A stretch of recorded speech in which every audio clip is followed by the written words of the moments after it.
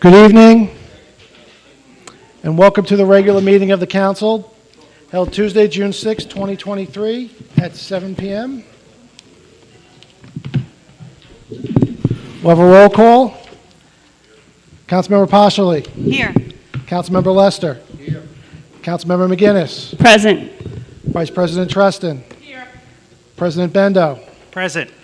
Let the record indicate the presence of Acting City Manager Ron Walsh and Corporation Counsel Dennis Cohen. We'll now have a salute to the flag.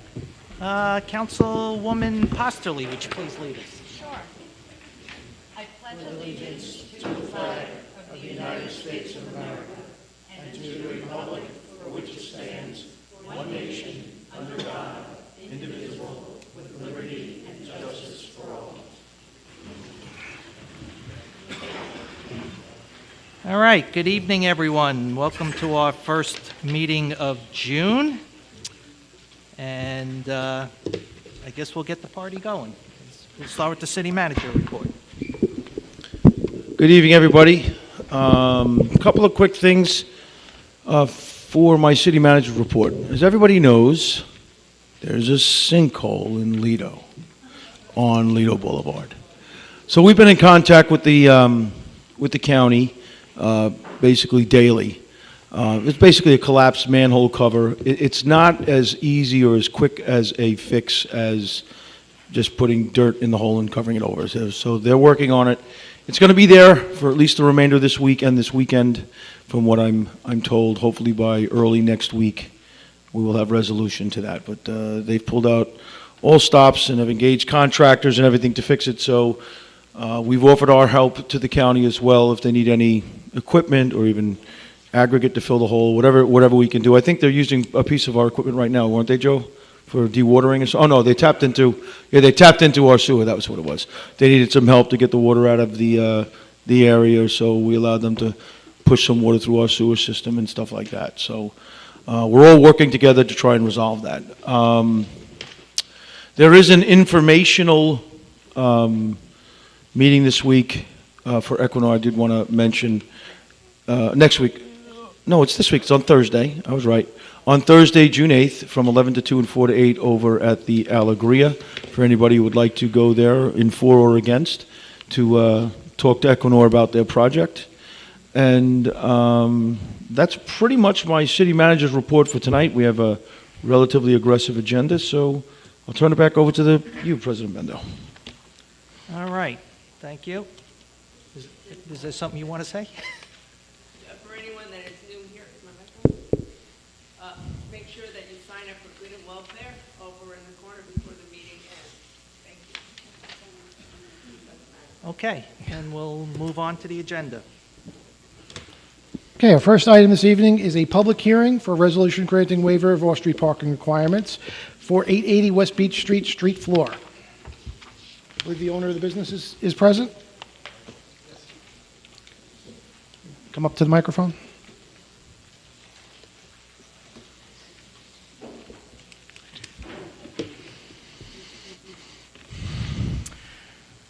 All right, good evening. Hello. Good, could you just tell us who you are and tell us what your business is going to do? We are Interstate Home Loans, and we are a mortgage banker licensed in a slew of states on the East Coast, state licensed. You just got to move close to those mics. We are Interstate Home Loans. We are a state licensed mortgage banker, licensed in several states up and down the East Coast. That's it. Okay. So I noticed you're going into the old CBD store, so you might want to look in the walls for samples or something. But besides that, is this just going to be an office, or is this place where you're going to serve, like customers will come in for closings and things, or? No, it's strictly a sales office, and it's just me, really. I mean, Okay. I'm the branch manager, and I'm really the only one that is going to be there. You know, agents or realtors will come in and out. If I have borrowers that want to meet there, I'll certainly accommodate. But it's just me. I have a few other people in the branch, but they're sprinkled elsewhere, and so I'm here. Okay. You expect to be a Monday to Friday operation? I think I'm going to start it out Monday, Wednesday, Friday, and just be there. You know, I can get there early and be there till 5 or 6 when nothing else is happening, unless somebody's coming in, and then go have a few miles on the boardwalk maybe, and then head home. Bring your surfboard. Okay. Any questions from the council members? Seeing none. Any questions from the public? Okay, let's close the public hearing, and why don't we vote on this now so he doesn't have to stick around? Okay. So we're going to vote for item number 1, which is a resolution granting waiver of off-street parking requirements for premise 880 West Beach Street, street floor. Introduce and move the adoption of this item. I will. Second. I will. Voting, Councilmember Apostoli. Yes, and welcome. Councilmember Lester. Yes. Councilmember McGinnis. Yes. Vice President Treston. Yes, welcome. And President Benda. Welcome to Long Beach. Thank Yes. you so much. Good luck. Thank you. So I can get now, will I hit the clerk's office to get the sign permit process? Come see me on the 3rd floor tomorrow. Okay, great. Okay. you very much. Great. Have a good night. You too. Okay, on to the regular calendar. As previously announced, item 19 has been added by unanimous consent, and item 16 has been taken off the calendar. So now we're on item number 2, which is a resolution authorizing the acting city manager to enter into a location agreement. So as a quick explanation for this, sorry, I just got to find the item. I moved away. I know it, but I could just say it. So this is the West End Beach Notification Association, Beautification Association. They received some grant funding through PSE&G to do some beautification work down at the bus turnaround down on the West End in Ohio.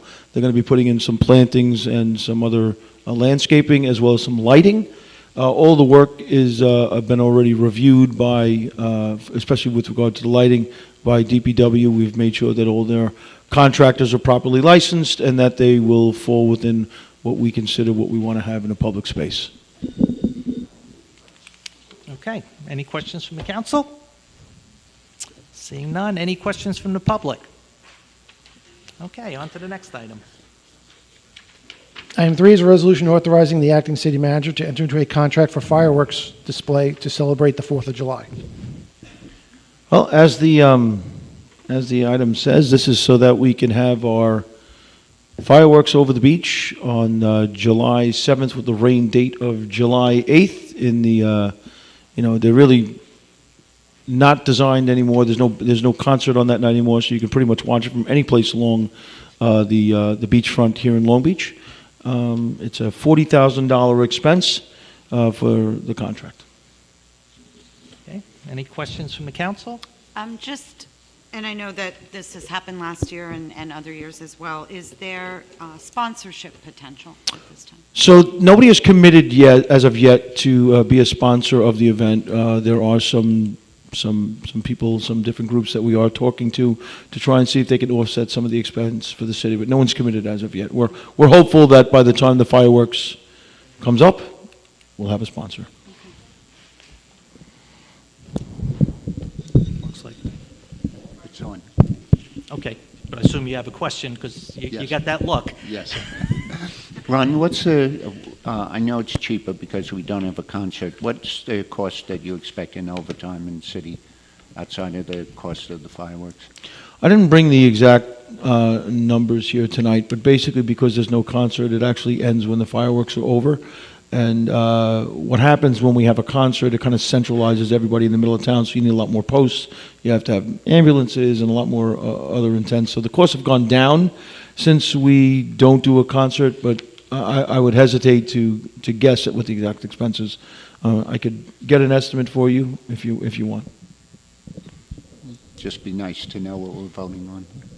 Well, the fireworks contract has nothing to do with the city But resources to. Without the fireworks, we don't have the added expense. So I know it's less than we've been spending in the last few years because of no concert. Okay, we can right. report back Thanks. to the council for that. All right, any more questions from the council? All right, seeing none, any questions from the public? Okay, on to item 4. Item 4 is a resolution authorizing the retention of consulting services. All right, so this authorizes the retention of standard valuation services to perform an appraisal in contemplation of potential future litigation. Okay, any questions from the council? Seeing none, any questions from the public? Oh, Ms. Kramer.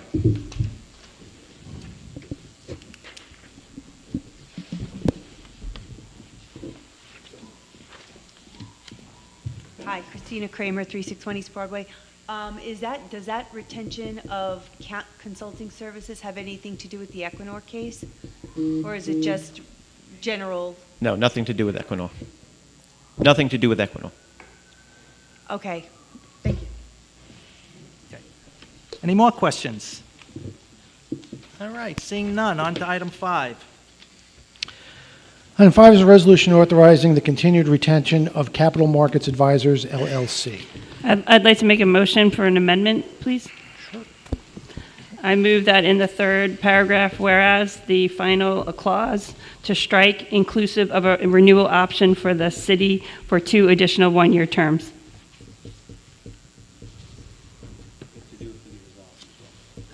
And for the resolve paragraph as well.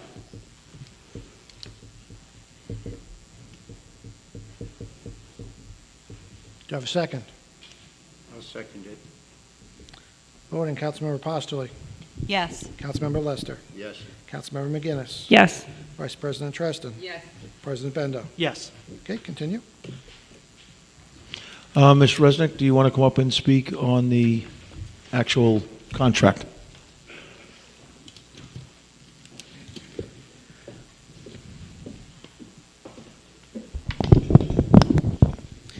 Good evening. I'm Ina Rosnick, and I'm a city controller. So this is just a continuation of engaging CMA as the contractor. They bring us to the market when we need to issue debt for the city. So they work with the rating agencies and they work with the purchasers of our debt. They help us with selling bonds and anticipation notes. Basically, they take it from soup to nuts. All right, any questions from the council? Seeing none, any questions from the public? Okay, thank you, Ina. On to item 6. Item 6 is a resolution appointing 4 members to the Board of Ethics for the City of Long Beach.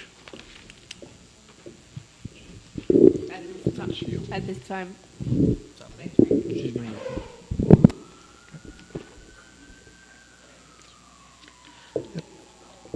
Yep. Councilmember Treston has recused herself from this item. Oh. All right, so we have some vacancies on the Board of Ethics. We've interviewed some individuals, and we are appointing them to the board to fill vacancies. That's basically, you can see the names on the resolution. Any questions from the council? Yes, were these the only people who applied?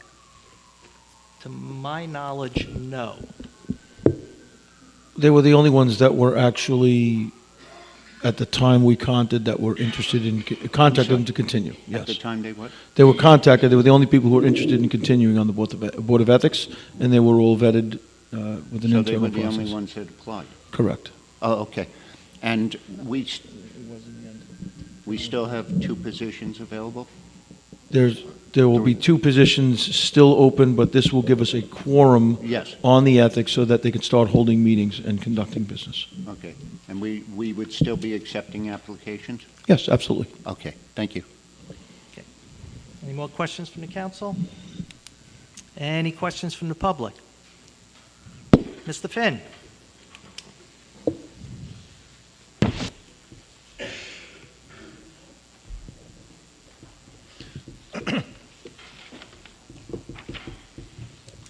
Good evening, Brendan Finn, 114 Grand Boulevard. Who are the other 4 people on the board? Who's what? I'm The sorry. other 4 people. There's eight people on this board, right, of ethics? I'd have to ask, well, she's got her back to us because Ms. Tristan's on it. Oh, she's on it. Okay, so I thought so. So I just want to ask this question. Do you think that's a good idea to have someone on the council be on the board of ethics? I just think that, not that she is compromised, but there's so many opportunities for a recusal because there's so many things that might be, running into each other. I mean, how do you feel about that? Brendan, most of the stuff has to do with making sure people comply with the written disclosure statements. Right. It's not what one would, it's almost a board of compliance. Right. When we looked at it, rather than looking at all the ethical things in the city. But the charter right now calls for one member being an elected or an appointed official of the city. Right, so maybe we should change the charter? Let's get this thing moving. Right now, that's the biggest concern. It hasn't been moving in 9 years. Right. Let's And get it started. I don't want to, I'm not casting aspersions on anybody. No. I'm just saying that it's not taken that way. when you think about, conflicts of interest and there's a recusal right now, we want to avoid that as best we can, right? I would say, so that we don't have recusals and we have everybody voting. That's all, okay? Right, yeah. But, let's get it started, and we can iron out things. But, I've been pushing for this for years. You know that. Yeah, right, yeah. And I'm just so happy to see it started. Good, okay. I don't know how you guys feel about it, but maybe you could opine. It's something worth considering. Okay, anybody else? About what? What I just said. Well, right now, we're following what's in the charter. No, I know, but Whether we change the going charter, forward. we can certainly discuss that, but right now, we're following what's in the Yeah, charter. right. I think it's something that we should definitely review, but I think there's a bigger challenge with the Ethics Board, and that's really for us to communicate properly what the actual mission and scope of an Ethics Board is, which is what Councilmember Lester said, it's really a compliance board. Understood. So it does not incorporate things that many people think it does. It's a very, very narrow scope. Okay. Mr. Finn, it's also come up numerous times in a lot of different conversations internally, not just with the council, with Corporation Council, both present and our prior. So it's something that's been spoken about numerous times here. I just mean it as a common sense issue personally. Nothing against Ms. Tristan or anything like that. Okay. Understood. Thanks. Okay. Ms. Kramer?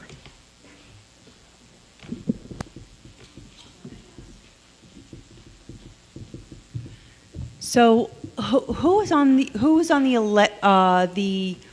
Board of Ethics a couple of weeks ago when the Jake Gussler situation was voted on?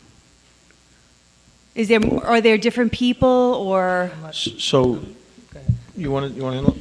Yeah, there was nothing before the Board of Ethics at the time, the Jay Gussler settlement, which I guess is what you're referring to. So there was no Board of Ethics at the time? No, there was nothing before the Board of Ethics I don't on understand. that settlement agreement.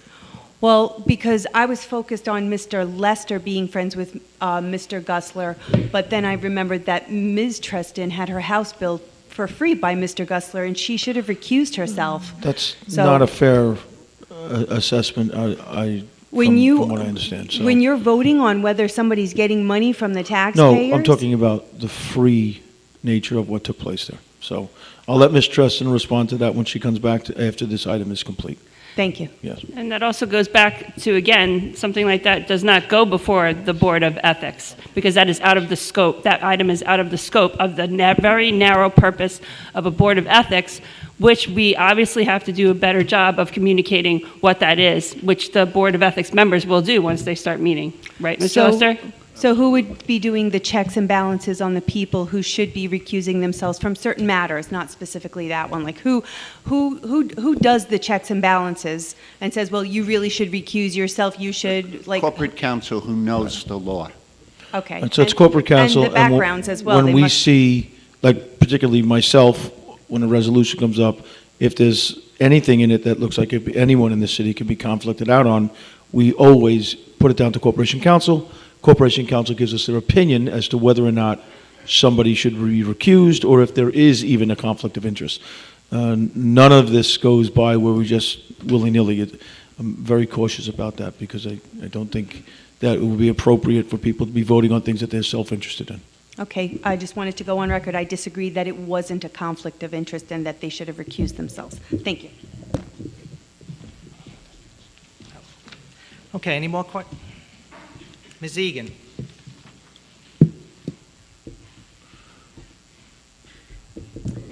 Just to answer Ms. Kramer, I just wanted to declare that Ms. Treston did not get a free house from the firefighters. I personally started the rebuild of Liz's house, and that is just, I'm sick of all these rumors about it.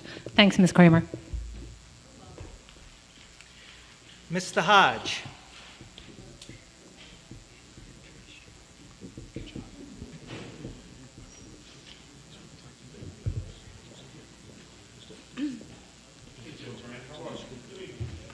James Hodge here in our great city, from a little bit past Maple to Nevada, from the bay to the ocean.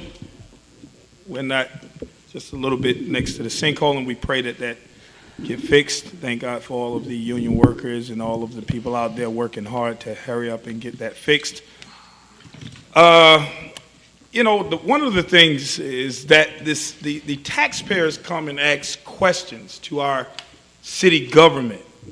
And two people just asked, who's on the board? Why is it so hard if you have something on the agenda to say the names? They're on the board. I didn't ask you. Hold on 1 second. Hold on. They asked whether it's there, whether it's not. They asked. It's just a simple, just reply to them and then go on with the next question.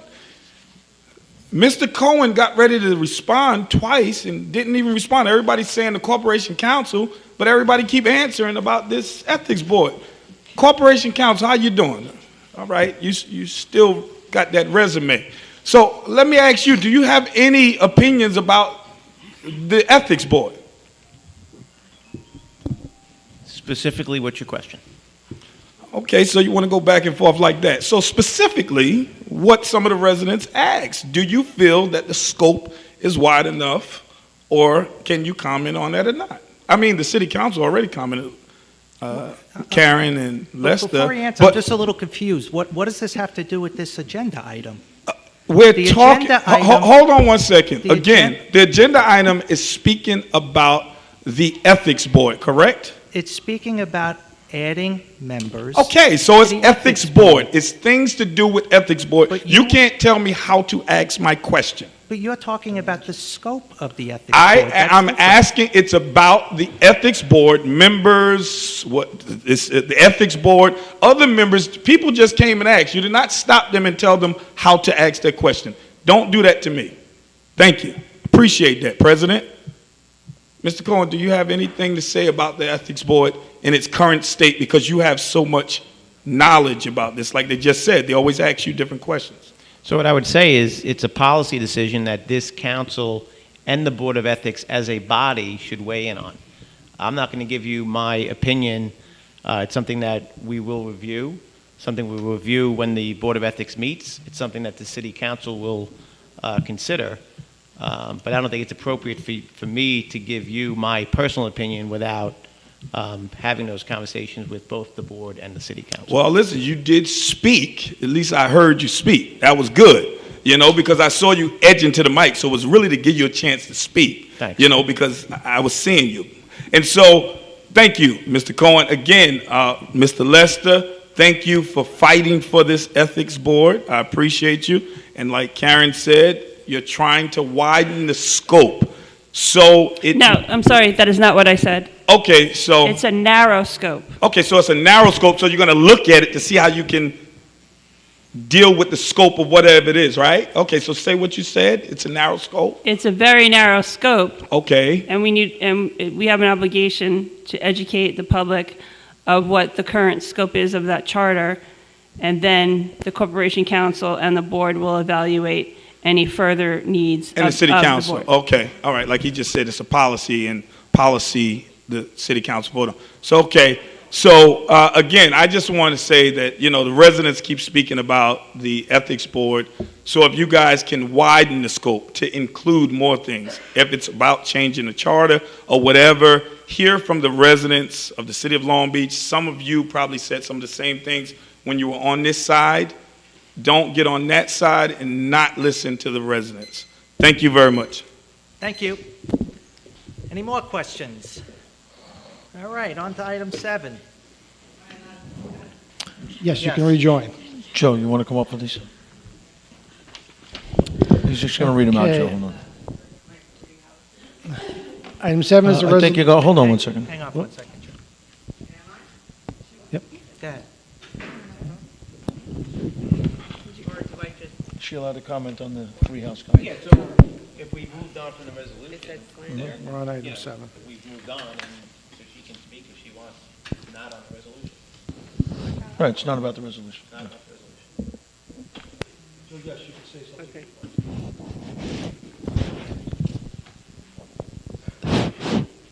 I just would like to address to everyone about this free house issue that keeps circulating. I do not get a free house. You are more than welcome to look at my 401k that was depleted. You're welcome to look at my New York Rising papers where a man took $300,000. I cannot find the words after everyone that has gone through this stuff that a resident comes up here to say that I got a free house. I'm going to just leave it at that because I appreciate everyone in this room. Thank you.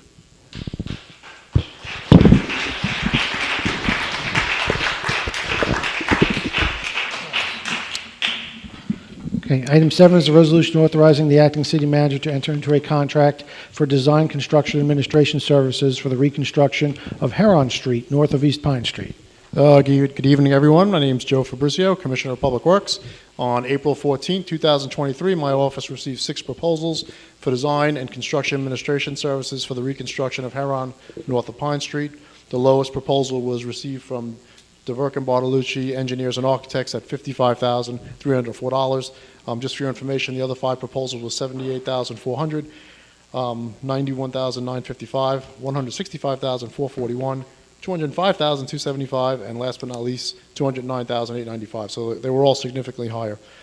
D&B will be preparing the plans and specifications for the project, which will include new curbs, new sidewalks, asphalt composite overlay, lighting, drainage improvements, sanitary sewer replacement, water main upgrades, and landscaping. The D&B is a reputable contractor that has done many successful jobs in the city. We currently have them retained now to do the North Shore Critical Infrastructure Protection Project, which is ongoing. Therefore, I recommend awarding the project to D&B Engineers and Architects, and funding is available in the capital and operating budget for this work. Any questions Do you from the have any council? questions? Joe, is it too early to ask what is happening? I mean, I know this is just for the plans. So should I wait for the plans to come in and then ask specifics? Right, this is to about prepare plan specifications and contract documents for the reconstruction of Heron north of Pine, which is arguably one of, well, I would say the worst road in Long Beach when it comes to flooding and inundation.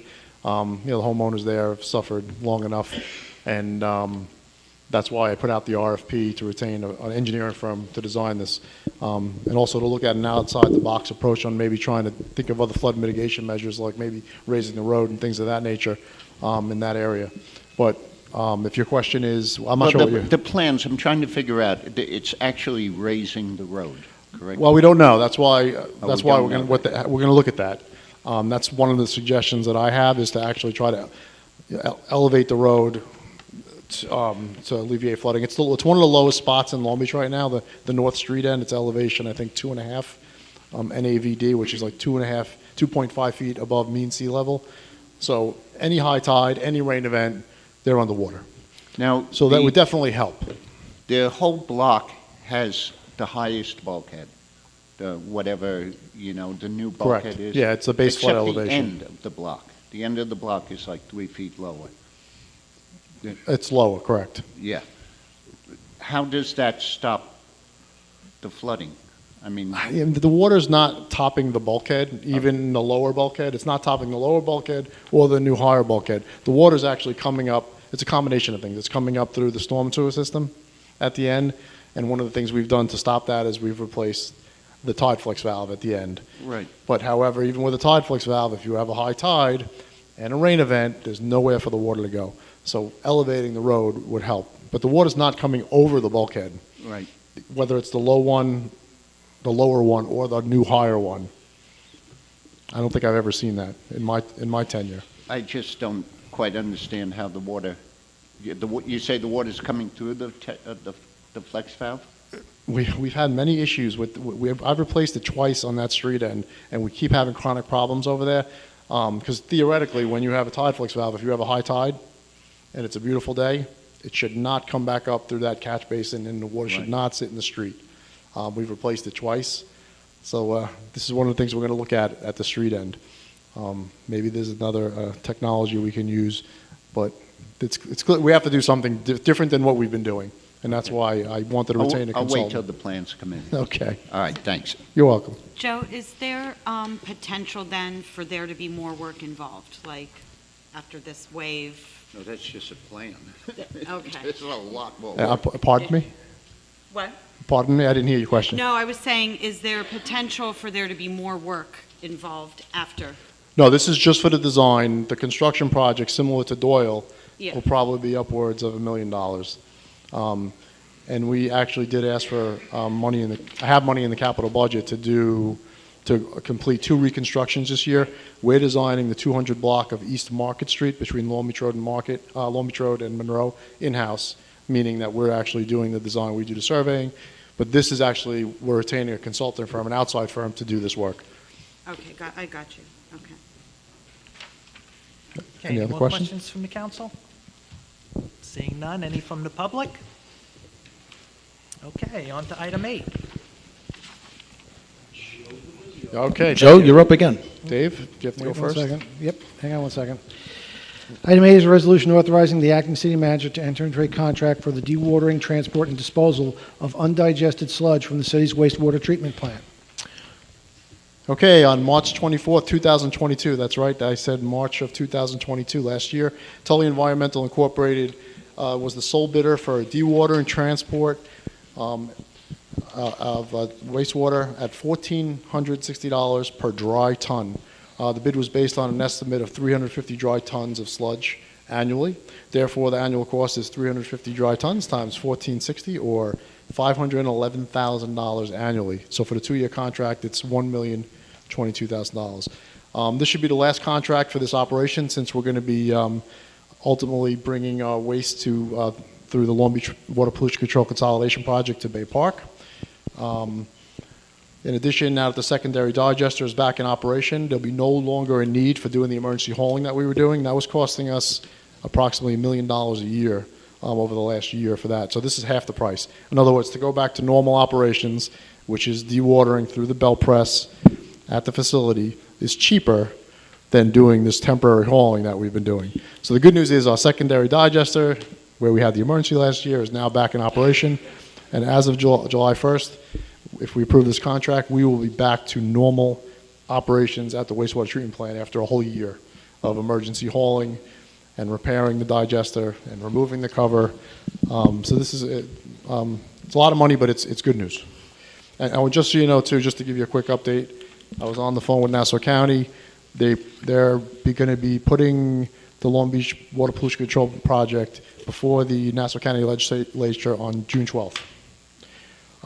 And then they said there would be a notice to proceed within 30 to 60 days. So that project could be starting up as early as September. This is, again, the 19,000 linear foot force main and conversion of the plant to a pump station. So there's going to be a lot of work going on the waterfront. So, Wait,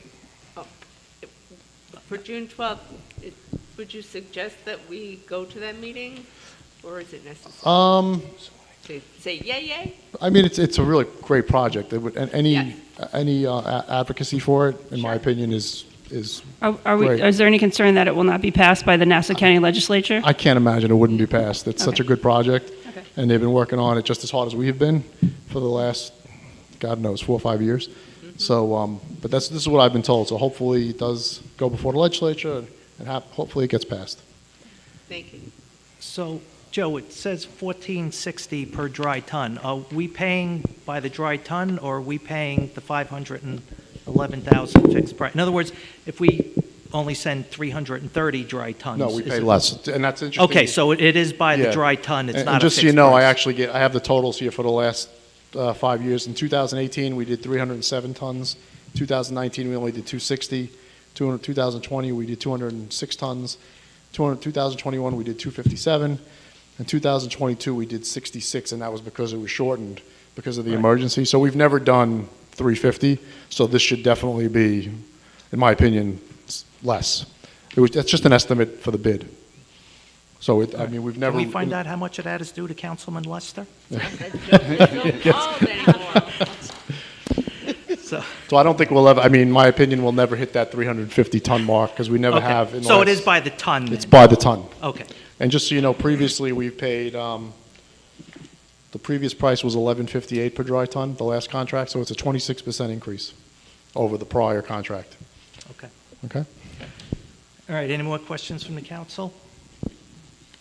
No. All right, any questions from the public? All right, on to item 9. No. James Hodge. Oh, sorry, didn't see you, James, sorry. James Hodge, 95 East Fulton Street.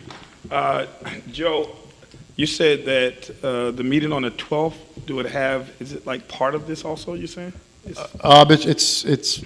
part of it in a sense. Ultimately, the wastewater treatment plant Yeah. is going to be decommissioned. Okay. all So right. this is like the first step. The Nassau Yeah. County Major, Legislature right? is supposed to approve. It's a $165 million project. Yes. So within 3 years, that whole waterfront, the only thing that'll be left is that one building when you How is drive, it like the, when you drive into the left. That's the Yeah. only building that should be left, and everything else will be decommissioned.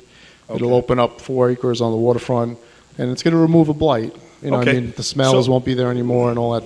thanks, Joe. Isn't I that- just wanted to say, Vice President, I know you asked the question, should anyone from the council be there? I think that's a decision that you guys should definitely be there. It's a $100 and something million project, and when we speak about making connections and, you know, just advocating, I think it's urgent that the city council members be there, even if it's for 3 minutes, you know, making those connections as we have already made, but they're starting the project. And I would say, as a resident and a taxpayer, yes, you should be there, and all of the council. I plan on it. All right, thank you. All right, I just wanted to answer your question. Thank you so much. Thanks, Jay. Thank you. And just one other thing worth noting, that Joe's been talking about how it's going to free up the waterfront and things like that. Another important aspect of this is we will not be putting 77 million gallons of sewer plant effluent into Reynolds Channel each day. That Yeah, will that's- stop. That's an excellent point. This is one of the largest environmental projects to take place on the South Shore, probably in decades. So, Absolutely, that's an excellent point. okay. Any more questions from the public? All right, on to item 9. Item 9 is a resolution authorizing the acting city manager to purchase a used trailer from the sole source provider. Sorry about that. So this item is, for those who are familiar with the trailer down at the butt end of Laurelton Boulevard, the auxiliary police trailer, and also the summer specials that work out of that trailer. It's been a pet peeve of mine, and I know it's been a pet peeve of the council, to be paying monthly rent for a trailer that's been there for over a decade. So I finally said, you know what, it's enough. We are going to purchase that trailer. We negotiated the price down to $35,000. We're paying over $1,000 a month in rent. So after about 2 years, we're going to be in a structural savings. The money is not coming out of additional funds in the police department budget. What we actually did was we were able to save money throughout the year of not doing other purchases, and we are using it out of existing funds. So this is part of a structural fix. Myself and Comptroller Resnick are doing a review of all of the trailers and containers that we have in the city to see which ones we're using, to see if there can be consolidation, and to see if we can just buy the ones that we're going to keep and divest ourselves of expenses as we go forward. All right, any questions from the council? Seeing none, any from the public? Okay, on to item 10. Item 10 is a resolution authorizing the acting city manager to purchase 1,032-gallon recycling cans with lids from the lowest responsible bidder. Okay, unfortunately, we have run out of recycling bins. So the Office of Purchasing put out a bid, and they were received on Tuesday, May 30th, 2023. There was 3 bids received, and the low bidder was TM Fitzgerald and Associates, and their price was $22.50 per bin at 1,000 bins, so the bid was $22,500. The 2 other quotes were $28.35 per bin, and the third was $57.94 per bin. So the low bidder, again, was $22.50 per bin at 1,000 bins, which is $22,500. The color is forest green of the new bins, and they come with lids. Again, we have none left, so I think it's important that we pass this resolution, and funding is available in the capital budget. So if you have any questions, I'd be happy to answer them. Will these be made available for sale to the public as well? That's what they're for, yes. Okay, so they're not just for city use? No, these are the recycling pails that we... No, I know, but... Right, so these are for sale for the residents. These are for sale to the public? Yeah, right now we have none left. So we need to order them. Okay. Okay. Joe, I guess it bothers me. Right now, the recycle bins on the beach are yellow. The recycle bins at our houses are blue. Now we're doing green. No, they're green now. We years ago, they were blue. And maybe about 4 or 5 years ago, I believe we switched to green. And because green was traditionally recycled. My block's all blue. Is it really? Yeah. They did switch to green. I know that. I couldn't give you an opinion on how we got the yellow ones, quite honestly. On the beach, that's a good question. That's a good question. Greens came in last year. No, I've had my green one for a while. No, it's probably been a good 3 or 4 years. I just remember someone bringing up the issue, why are we doing blue, and recycling is usually associated with green, and I think that was the reason they made the change. If you go to Home Depot, they're all blue. Oh, they're blue? Yeah. The recycling. I mean, I don't really have a preference, quite honestly. The last 1,000 of these that we purchased were green. This will make 2,000 of them that are green. And it dawned on me, I know the question was asked me earlier, that I asked this question as to why the ones on the beach were yellow. It's so that people can't steal them and bring them to their house. Okay, that's a good point. I didn't know that. Which makes sense for the Right, green ones. yeah. Too. Well, all right. Okay, any questions from the public? All right, seeing none, on to item 11. Item 11 is a resolution declaring the City Council of the City of Long Beach lead agency for the adoption of the comprehensive plan. So this is there's only one particular agency that's involved in this, other than the review that the county does of our finalized plan, and that is the Long Beach City Council. So this particular resolution, I don't think it needs much more explanation other than making you guys the lead. If you have any questions about the comprehensive plan, it might be better for the next item itself, because it's very related, or you can ask your questions now and we could just sum up both at that time. Patty Bourne is here, but I can quickly tell you, and for those members of the audience that are here, the last time that we actually adopted a comprehensive plan was in 2007. For the last 16 months, the city has been working on developing this comprehensive plan as an aspirational document for the city. The comprehensive plan has been stated in other meetings, and I'll state it again in this one, is not really designed to give specifics. It's designed to give aspirational or visionary ideas to the city. The next phase of this project will be to start to develop those specific project type plans to achieve what those aspirational goals would look like. The plan that is on the website and is going to be discussed, it basically tries to focus Long Beach as a robust year-round economy, gives access to mobility and connectivity. It's designed to enhance our environment and climate resilience and sustainable growth. There are 2 meetings coming up for this. There's Wednesday, June 14th, where the city will present at the MLK Center, and on Thursday, June 15th, right here in this room. Both meetings start at 7 p.m. If you have any questions about this for the public, you can email economic development at longbeachnewyork.gov, or you can call Miss Patty Bourne. You can either call the switchboard here in the city, and they will gladly transfer you to her office. So if there's any questions from the council regarding this? Sorry, I apologize. That's John's job. Yep, sorry. Beat me with the hammer. That's right. Sometimes I could use it. Any questions from the council? All right, any questions from the public? Mr. Hodge? Okay. Apologize. James Hodge, 95 East Fulton Street, Long Beach, New York, in our great city. Quick question. Is it a possibility that other people, community residents, can be comprised in this lead? You said the city council will be the lead. Those No, it's a factor of the way the law is actually written on how it actually can be done. The city council is responsible for the comprehensive plan. So they're the lead agency for this city's comprehensive plan. It does get reviewed on by Nassau County for their approval, and then they move forward with it.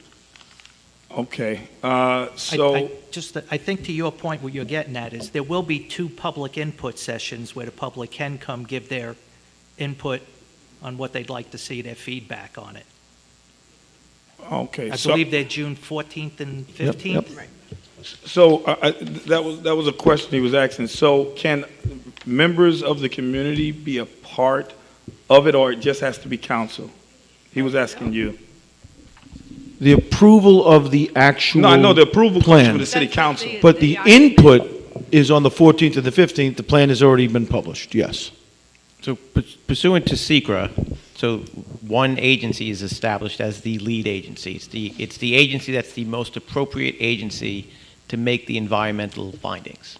Okay, so my question was, yes, the city of Long Beach can be the agency, but I'm asking, can community members be a part of those that be the lead in this, or it just has to be city officials? It's a legal question. I'll do the research after this because we have it on tape, but I'm asking, can others be picked out throughout the city of Long Beach to be a part of that? No, it goes before an agency. So it's, in this case, it's the city council, but no, you wouldn't have a community be lead agency or part of the lead agency. They have an opportunity to comment on, the environmental impact statements when they're finished, things like that. So it can only be city council, right? Because you were getting ready to speak. I didn't want to stop you. Yeah. Because I know it's federal funding and... Well, Dennis answered it very well. Okay. And the responsibility on the state is some entity be the lead agency, as Dennis said. And in this case, it's appropriate for the city council, not the state or the county, because it's a plan for the city of Long Beach. It's not a regional plan or a statewide plan. Okay. Yeah, I was just asking, can others sit But as the James, lead? if I may add that since the beginning of this process, the city has had a board, the Planning Advisory Board, which has been engaged, it's a diverse group, appointed probably 2 years ago, and they've been involved in the process of creating the plan. And we've had many, many meetings, and we'll have several more next week. And we want to engage the public. Well, my questioning for having the city to lead, I think that would be probably horrible if it was just on them to be the lead. And so I'm asking this because after the plan has been, all of those meetings, and the plan has been put together, the area that will be most affected by this plan did not have a right to have a meeting during the time of planning session, and now they'll get input, but now the center or the MLK Center is open for a meeting now. We got the plan. And so the majority of the project from the comprehensive plan will be using federal dollars that have to have input by the community, and also it's the EJ, environmental, you have all of that, brownfield, and so they have to have input. it wasn't good enough for us to have a meeting at the MLK while we was doing all of this planning, but now that the package is done and decisions came from all over Long Beach, now let's go to the MLK. It's the same thing. It was the same situations. Actually, it's more. You're more into court. So I'm just wondering, why couldn't it be there to get more input from the people that it will immediately affect before it affects anyone else in the city, and now it's okay after the plan is done? So when we say the city just lead, I'm thinking that may be an issue, but it's good that it's coming to the MLK so the community can see what many others have said and the few from that particular community that made it out to the outskirts of the area that it will affect the most. So that's why I asked, when it comes to this city, they have not been inclusive to have a meeting in the community, but now that the plan is done, we coming to tell you what we're looking to do, and let us hear you. We'll see if that's good enough to be a part of it. Well, I have to respectfully disagree with you that the plan's done. It's a draft plan. We're still taking input, number one. Last year, when we were doing the initial input, we did interviews with a diverse group of people. We had a survey of over 1,200 people, and I personally, besides it being online, I personally printed out probably 300-400 paper copies and dispersed them through North Park because we acknowledged certain people felt more comfortable using paper. And thirdly, regarding the location of the meeting that we had last spring, we tried to have it at MLK, but we were advised it wasn't available. Then we went to the Christian Light Church, and Bishop Melton felt at the time, because COVID was still around, he didn't feel comfortable at that time having the meeting there, so we went to the most local place, which is actually part of North Park, which is at the Magnolia Center, and we had the meeting there, which is available, which is considered in North Park. It's not as centralized as MLK, and I'm glad we can meet next week at MLK. I think that's a big improvement, but we could not do it last year. Okay, so I believe you could have, because it was said. And also, when you say that all of those surveys was done, Yeah. it probably was 2 people from that neighborhood or 10 that was a part of the survey. So again, I'm happy that the surveys, I was a part of those meetings. It was like 2 people from the neighborhood that was there. So No, thank you for. I'm talking about paper survey or online survey. Yeah, I know. Yeah. I was a part of it. And so I'm just saying that it was a great plan that had a lot of input from the community before, and we scratched it to pay thousands and thousands of more for this new plan. Can you guys please continue the conversation? The All right. time was up a Thank little you. while ago. Thank you. Thank you for allowing me. Okay. Any more questions from the public on this? All right, seeing none, on to item 12. Item 12 is a resolution authorizing the publication of a notice of public hearing to discuss the adoption of a comprehensive plan and environmental assessment for the City of Long Beach pursuant to requirements of New York State General City Law and New York State Environmental Quality Review Act. This item is for publication only. A hearing will be held June 20th at 7 p.m. Item 13 is a resolution authorizing settlement of certiorari proceedings. Right?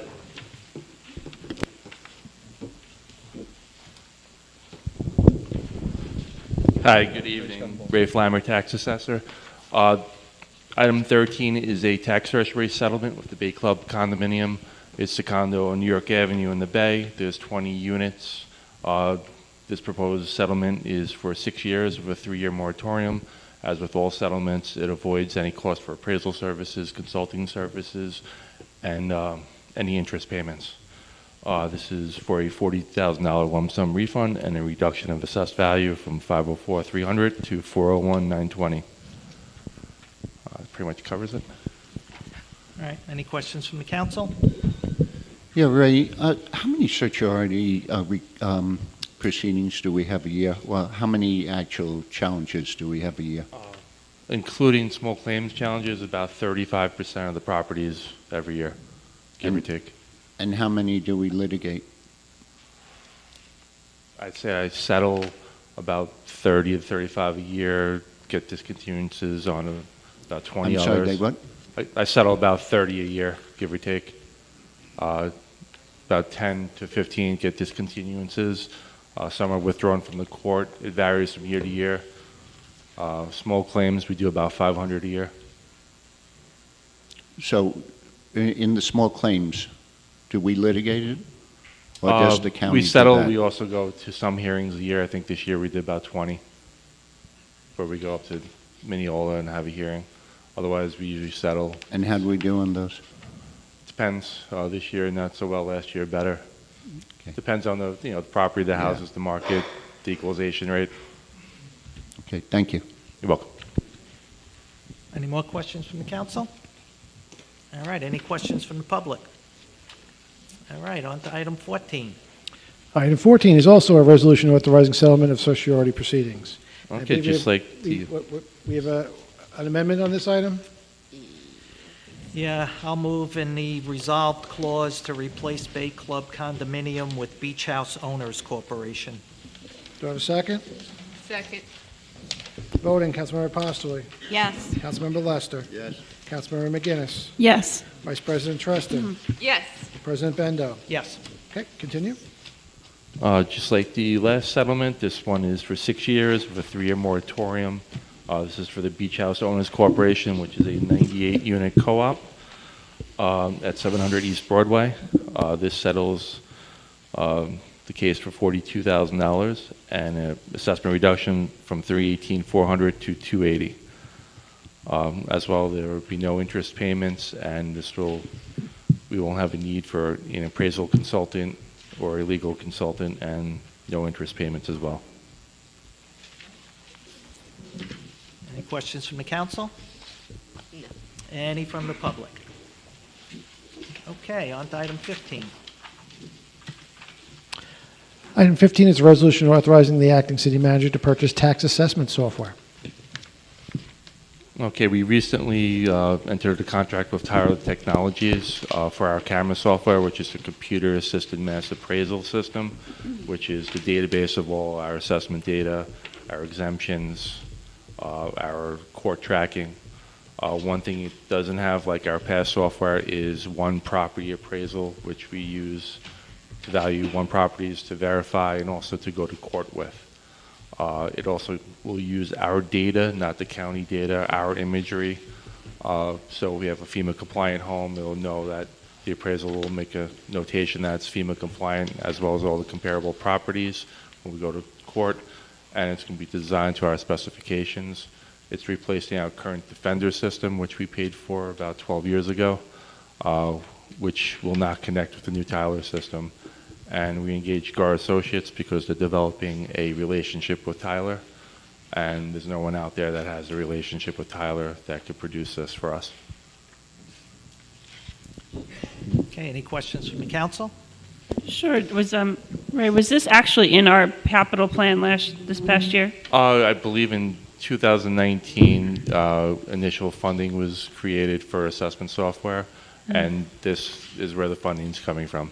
Oh, so pre-existing funds. Yes. Great. And Ray, this is the company that has come to present to us. GAR hasn't. They're mostly an upstate and Westchester company, but they're an appraisal company that also does software. Right. Okay, thank you. You're welcome. Any more questions from the council?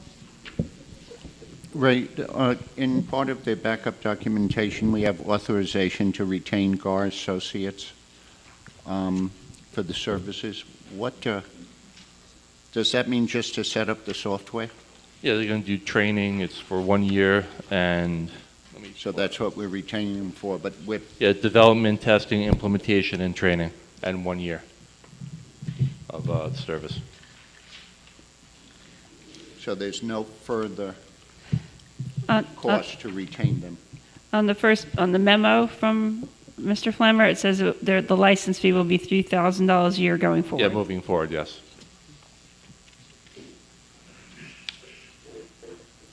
That's what? I'm sorry, what? There's an annual license fee Yes, of there's a license. $3,000. But that's a fee for the license. That has moving nothing forward, to do. We won't have to pay that, just the initial In the development. first year, yes. Yeah. But they're not coming down, that's not part of the retention. The retention is only the first year? Yeah. Okay. All right, thanks. Okay, any questions from the public? All right, on to item 16. Oh, sorry. Item 16 has been taken off the calendar. Item Item 17. Item 17 is a resolution authorizing publication of a notice of public hearing of an application to waive off-street parking requirements for premise 64 West Beach Street, street floor.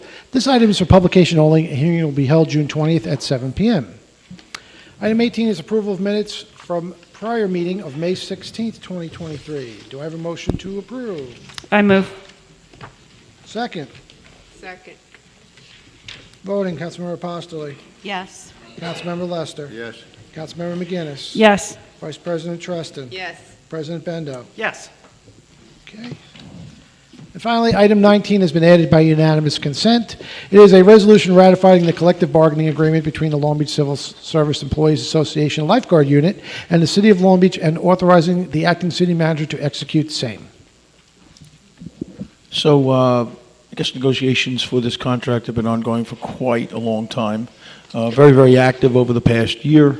We finally been able to come to an agreement with the lifeguards, getting them to a much more competitive hourly rate that would take effect after July 1st, providing that this actually gets passed.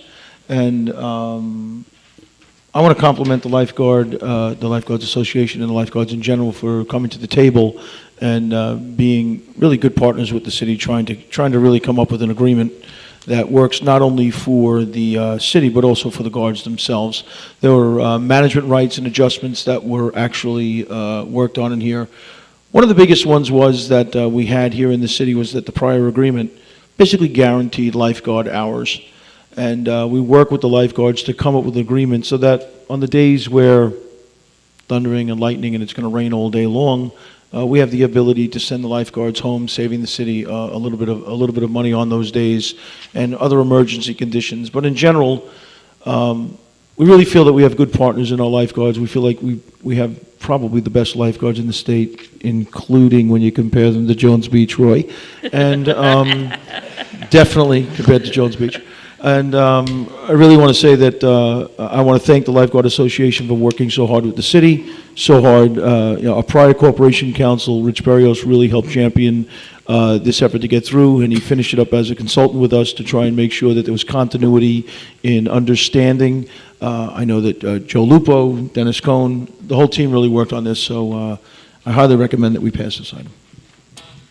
Okay, any questions from the council? One second. Just take umbrage at that fact, although all three of my kids were Long Beach lifeguards. As it should be. So they learned Just from let the you council that this finish. was the place to be, not Jones Beach. None of them are still there. All right. This gentleman right here.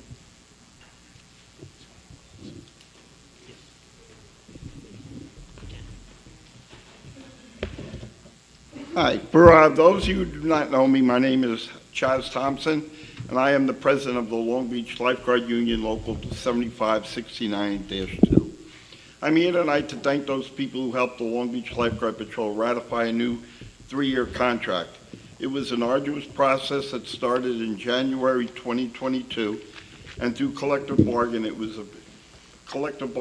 was approved by 82% of the membership on May 11, 2023.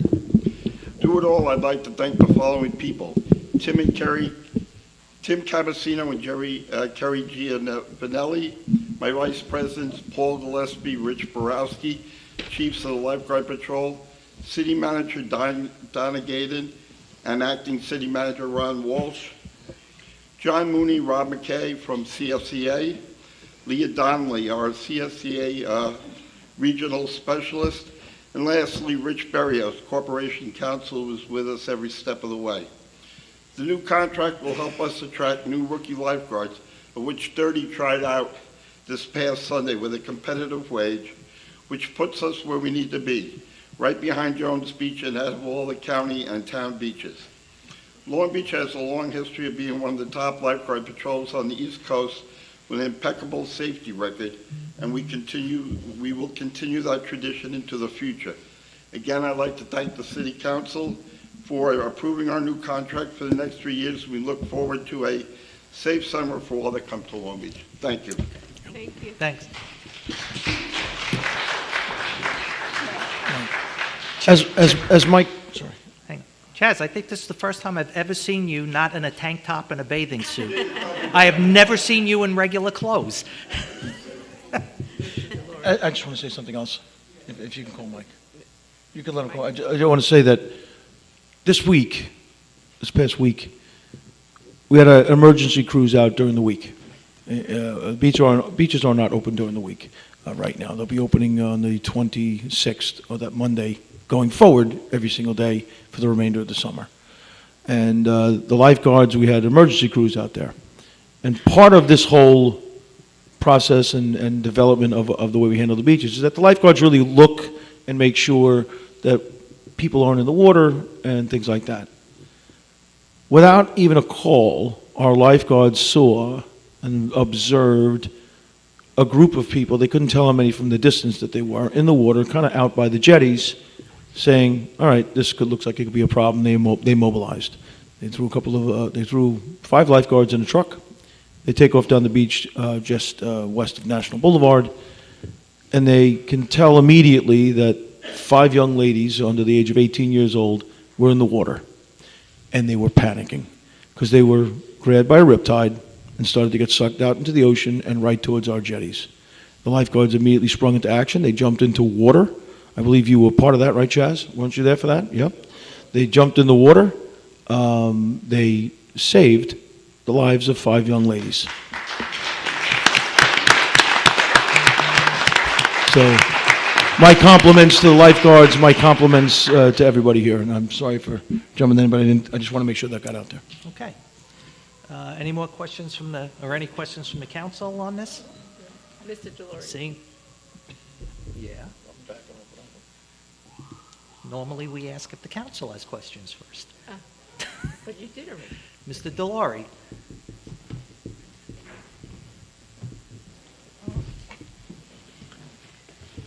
I just want to really thank you for getting this collective bargaining agreement accomplished. Long Beach does have the best lifeguards in New York State, Roy. And like Acting City Manager Walsh said, and many lifeguards will tell you this, if they are off duty and are on the boardwalk and they see something, they will go into the water with a torp, without a torp, and hopefully at this day and age you have a cell phone to call somebody before you go in. In prior years, in the last few decades ago, I was a member of the Long Beach Lifeguard Patrol, proudly. We have great leaders, and the rookie training is phenomenal. We have an excellent junior lifeguard program, which trains maybe 13-year-olds, 14-year-olds, 15-year-olds. I had the pleasure of watching them a few years ago. So we live on a barrier island. It's important that we at least acknowledge that, and the volunteer fire department as well, because they do bay rescues. So there's a lot of rescuing that goes, police department running into burning buildings. So I just want, closing, I just want to thank all of you for getting this accomplished. And welcome to you, Mr. Cohen. I haven't had the pleasure of speaking before this body. And have a great night. Thank you very much. Ms. Egan.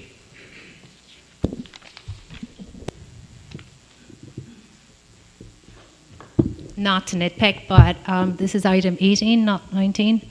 Don't know if it makes a This is difference item in 19. voting. Item There's no 18 was the on minutes. agenda. The minutes. Minutes. Oh, it's Minutes not for on 18. the agenda. Or it's not on the packet that we handed out. Okay, sorry. Yep, yeah, that's it. Item 18, approval of minutes. Mr. Hodge.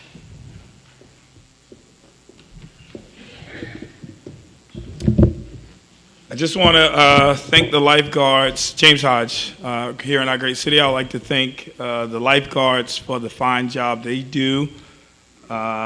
Being a union member for 23 years, being a vice pack chair on the executive board and shop steward, I'm always happy when unions can be able to come to the table and fight hard on behalf of their members and come up with agreements. And as you said, you worked hard, and those individuals deserve credit that help to expedite this and get it to where it is now.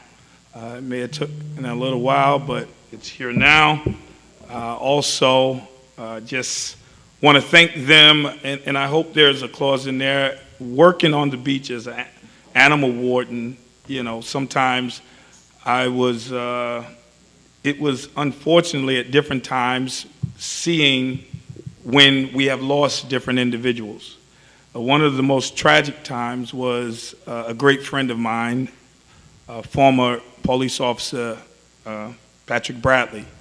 The way the lifeguards do their job and try to save a life is just, and risking their own to save others. You can't, there's no award that can be given to them. And I thank them for the heroes that they are, because when there's a situation, they do what they can to save every life.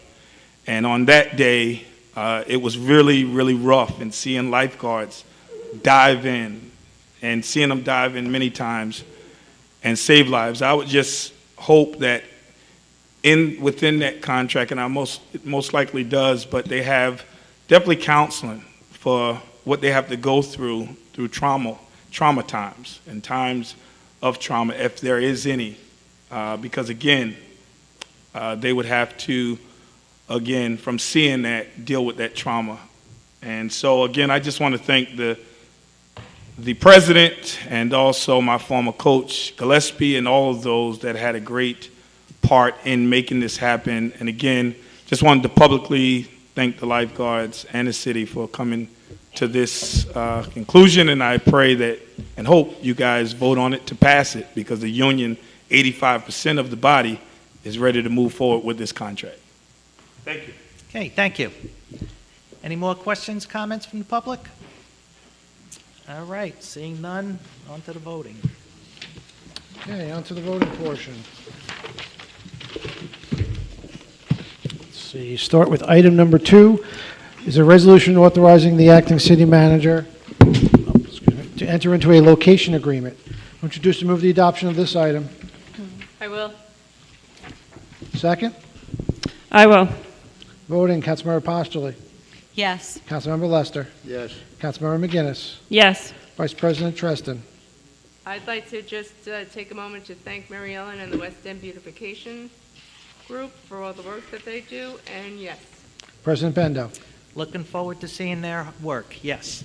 Item 3 is a resolution authorizing the acting city manager to enter into a contract for the fireworks display to celebrate 4th of July.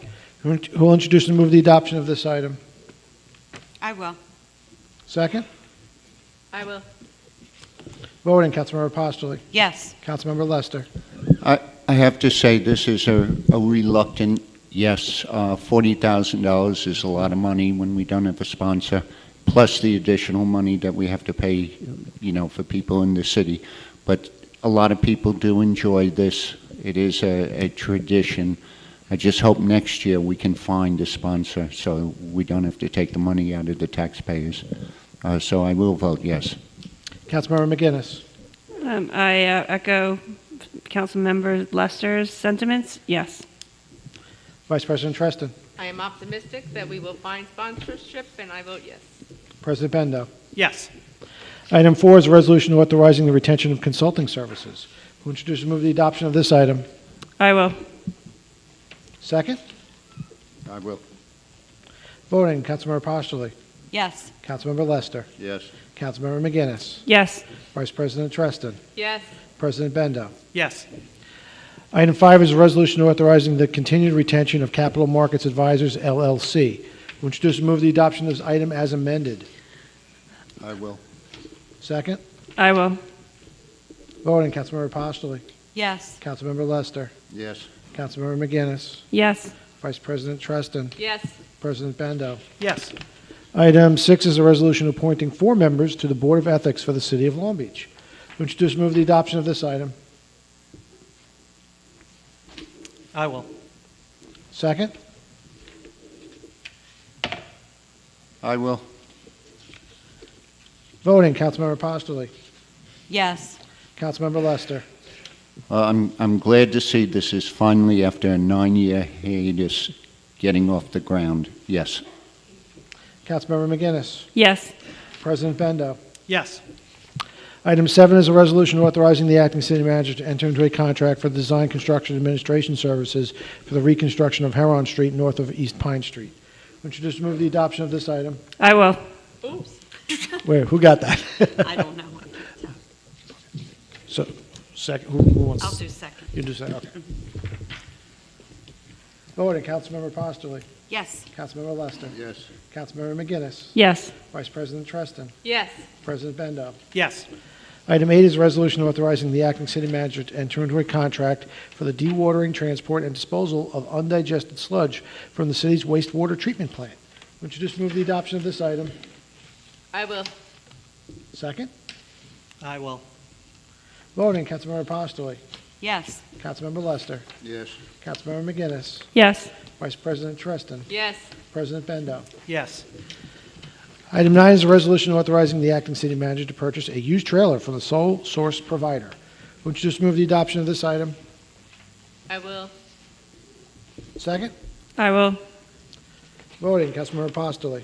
Yes. Councilmember Lester. Yes. Councilmember McGinnis. Yes. Vice President Treston. Yes. President Bendo. Yes. Item 10 is a resolution authorizing the acting city manager to purchase 1,032-gallon recycling cans with lids from the lowest responsible bidder. Would you just move the adoption of this item? I will. Second? I will. Voting, Councilmember Postoli. I'm looking forward to getting a bin with the lid. Yes. Councilmember Lester. Yes. Councilmember McGinnis. Yes. Vice President Treston. Yes. President Bendo. Yes. Item 11 is a resolution declaring the City Council of the City of Long Beach lead agency for the adoption of the comprehensive plan. Would you just move the adoption of this item? I will. Second? I will. Voting, Councilmember Postoli. Yes. Councilmember Lester. Yes. Councilmember McGinnis. Yes. Vice President Treston. Yes. President Bendo. Yes. Item 12 is a resolution authorizing the publication of a notice of a public hearing to discuss the adoption of a comprehensive plan and environmental assessment for the City of Long Beach pursuant to requirements of New York State General City Law and New York State Environmental Quality Review Act. Would you just move the adoption of this item? I will. Second? I will. Voting, Councilmember Postoli. Yes. Councilmember Lester. Yes. Councilmember McGinnis. Yes. Vice President Treston. Yes. President Bendo. Yes. Item 13 is a resolution authorizing settlement of certiorari proceedings. Would you just move the adoption of this item? I will. Second? I will. Voting, Councilmember Postoli. Yes. Councilmember Lester. Yes. Councilmember McGinnis. Yes. Vice President Treston. Yes. President Bendo. Yes. Item 14 is also a resolution authorizing settlement of certiorari proceedings. Would you just move the adoption of this item as amended? I will. Second? I will. Voting, Councilmember Postoli. Yes. Councilmember Lester. Yes. Councilmember McGinnis. Yes. Vice President Treston. Yes. President Bendo. Yes. Item 15 is a resolution authorizing the acting city manager to purchase tax assessment software. Would you just move the adoption of this item? I will. Second? I will. Voting, Councilmember Postoli. Yes. Councilmember Lester. Yes. Councilmember McGinnis. Yes. Vice President Treston. Yes. President Bendo. Yes. Item 17 is a resolution authorizing publication of a notice of public hearing of an application to waive off-street parking requirements for premise 64 West Beach Street, street floor. Would you just move the adoption of this item? I will. Second? I will. Voting, Councilmember Postoli. Yes. Councilmember Lester. Yes. Councilmember McGinnis. Yes. Vice President Treston. Yes. President Bendo. Yes. And finally, item 19 is a resolution ratifying the collective bargaining agreement between the Long Beach Civil Service Employees Association Lifeguard Unit and the City of Long Beach and authorizing acting city manager to execute same. Would you just move the adoption of this item? I will. Second? I will. Voting, Councilmember Postoli. Thank you to all who worked so hard on this. I vote yes. Councilmember Lester. Abstain. Councilmember McGinnis. I just wanted to say, last weekend I had my cousins from Croton, from upstate out of town. I let them know about the save, and they're like, but people weren't working. I said, you don't know Long Beach lifeguards. They're emergency staff. And all I kept saying all weekend was that 5 families' lives would have been very different if it weren't for your team. So with deep appreciation, I vote yes, and thank you. Vice President Treston. Yes. President Bendo. This was a great example of how the city and the union could work together to benefit everyone. So, yes. City Manager's monthly personnel report has been filed by the city clerk. Who will make a motion to close the meeting? I will. Second? I will. Voting, Councilmember Apostoli. Yes. Councilmember Lester. Yes. Councilmember McGinnis. Yes. Vice President Treston. Yes. President Bendo. Yes. I just want to take a moment to recognize our new screens. It's about time we're into the 21st century. So thank you, Dave and crew, for making all that happen.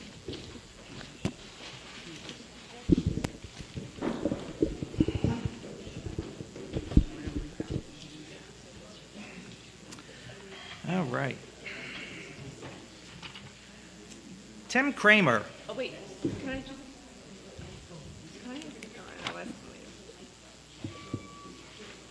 And by the way, this is good and welfare, so you get 3 minutes, just in case it's your first time. Hi, Tim Kramer, 361 East Broadway. First question, who invited the union workers at the CCE meeting a couple weeks ago?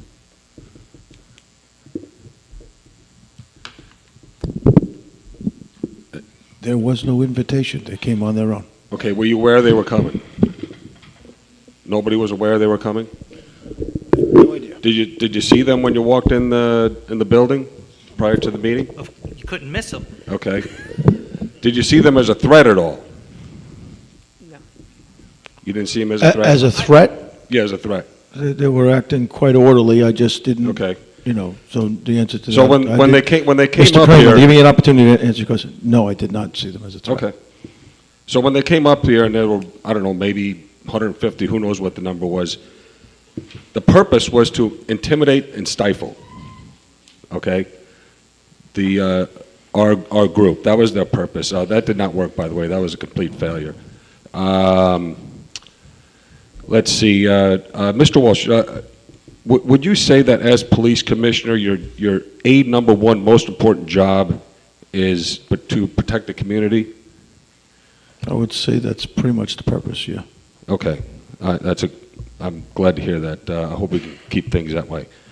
You're safe right now, right, Mr. Kramer? Say it again? You're safe. Okay, It's all good. good. I'm happy to hear that. Through all this, 2 months, 3 months, however long it's been, there seems to be some confusion as to who our group is. And I just want to try and lay it out for you guys as clearly as I can. Our group is organized. We have a marketing department, we have a design department, we have a research department, we have a printing department, we have, you know, we're like running like a fine-tuned 57 Chevy over here. We're educated, okay, and we're committed. I don't know if you guys remember a couple years ago, 5 years ago, when we sent those 5 trucks down to Houston, Texas for Hurricane Harvey. All right, we're more committed than that. We're more committed than that, okay? So our group consists of homeowners, we're taxpayers, we're law-abiding citizens, we're Little League coaches, we support all the local charities in town, we own small businesses in this town, some of us have charities, okay? I believe that our group has earned the respect throughout the community, and we've asked everyone on this council to get on board with our group and our cause, and we're not feeling it, and we're, quite honestly, we're getting tired of asking, to be perfectly honest with you. So we can, you can jump on board and try and keep pushing on this to stop what's happening with the turbines and the cable coming through the town and the whales dying and all the craziness that's going on, or we're going to go without you. So that's really what it's come down to. So I hope that clears things up and it makes more sense. Thank you. Okay, thank you. All right. Mr. Happy, Ron Paganini.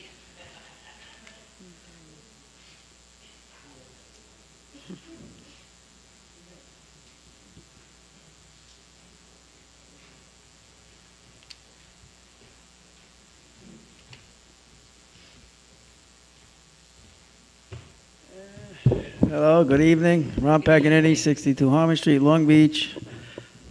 Evening, Council, Acting City Manager, Mr. Cohn.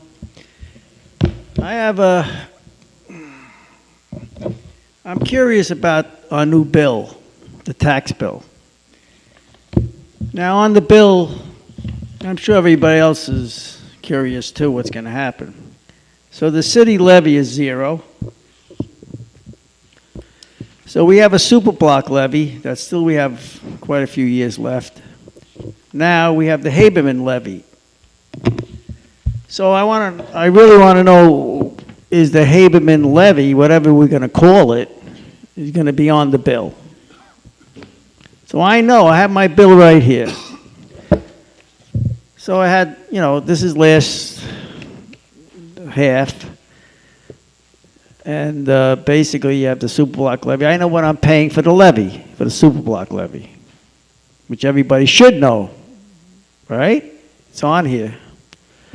So is the Haberman levy going to be on here, written out? Everybody's going to know what they're paying for their assessment. Now, the Haberman levy is close to 10%. It's a little under. So where does the super block levy fit in? We don't have a city levy because it's 0. You guys did a great job. So is the super block levy going to be separate, or is it in this 9.7 whatever percent, close to 10%? So there's some technicalities to that, and we'll got some people to your left. Good evening, Gina Raznek, City Controller. I think there is a little bit of a misconception here. The increase in levy is 0. The levy itself is not 0. We wouldn't be all sitting here. The building wouldn't have an electricity if it would be 0. So while the increase is 0, the levy is the levy. There are different parts, right, of your tax bill. The city chose some years ago to show super block as a separate line item on its bill. Right. I believe we anticipate to doing it the same with the Haberman. So it will show the portion of your bill that goes towards Haberman. But there is definitely not a 0 for the city levy. It's the 0 in the increase, not the 0 for the levy. And I'm going to let our tax assessor add to that if you have anything to add. The line should be there, software pending, software provider has to. Yeah, we don't make those bills by hand. Thousands of bills come out. So what we do, we have to work it out with our tax software provider to add a line item. And believe it or not, it's kind of involved. So the plan is to have a line. You will see how much of it goes towards the Haberman, how much goes towards super black, and the rest goes towards the rest of the city's expenses. All right, I mean, that clears it up because everybody should know what they're paying for that. So I hope it comes out that way. It's great.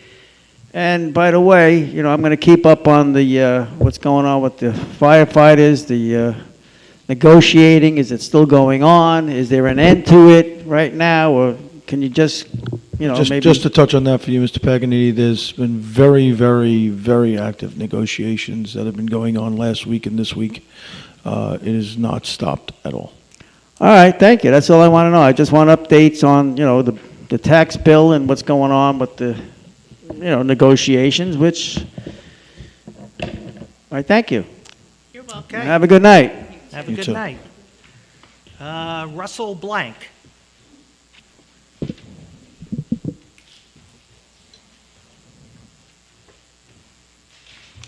Russell Blank, 96 Wisconsin Street. I have a question for you, but I want to just basically let you know what's going on Wisconsin Street. I have a resident that lives across the street from me who owns 2 dogs. She has allowed them to become very violent. We had an incident on May 6th. I had reported it to the police. We had another incident last Tuesday, the 30th, which I spoke to Animal Control about it, where her dogs, she allows them to hang off the balcony, and they've become very territorially aggressive. When people walk their dogs up the street, they want to run out and tear them apart. On the 6th, my neighbor who lives at 97 Wisconsin Street, a new guy, very nice dog, he proceeded to walk his dog up towards Beach Street. Her dogs ran out of the house and attacked his dog. It was almost comical, which it really wasn't, because they were trying to separate the dogs. The woman that owns the dog, she couldn't handle one of her dogs, now she has 2.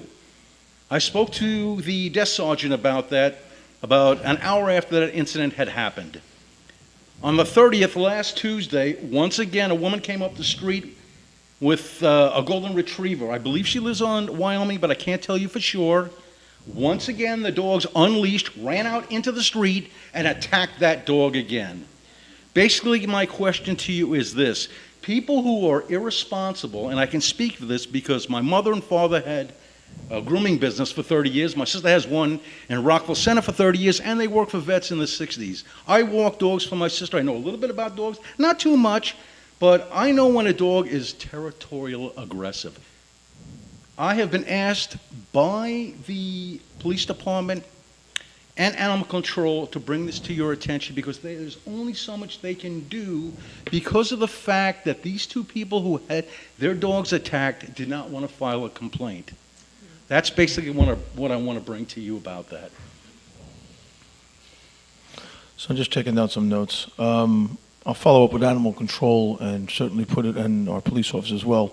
Certainly going to put that on one of our directed patrol lists to keep an eye out on the situation. Yeah. Yep. Unfortunately, in situations where a dog comes out and does things, we need a complainant. And Yes, these yes, I'm things, aware of that, yes. Yeah. Yes. As well as even if a dog is off the leash, even if it's an aggressive Which they dog. were. They weren't unleashed. But unless that's observed by the police Yes, officer, yes. I can't even write a ticket for it. Right. It's just a factor of law. It's a violation. So, but I can tell you that your address, 96 Wisconsin? Yes. And what's the address of the offending house? 91 Wisconsin 91. Street. So we will... Do a follow-up on It that? will be a directed patrol, and what I'm going to do is have my supervisor stop by, one of our supervisors stop by, as well as with animal control, try and have a conversation with the owner, and if we can get somebody to make a complaint, dog bites another dog or a person, there are steps that we can take to help that. Right. We've done that many times before. I understand your concern. Yeah. And we'll follow up on it, I All promise right, you. can I just add to that? Sure. Unfortunately, because I'm someone that raised my hand about this issue, a lot of my neighbors have cursed me out, tried to goat me into fights on the block, which at 63, I'm a little smarter than that, But it's very unpleasant to have people witness this and think it's okay that this has happened. I want to thank everybody for giving me the time tonight. Sure. Thanks. Thank you. Okay. Thank you for coming down. Yes. Thanks. All right, Nora Egan. Okay. Christina Kramer.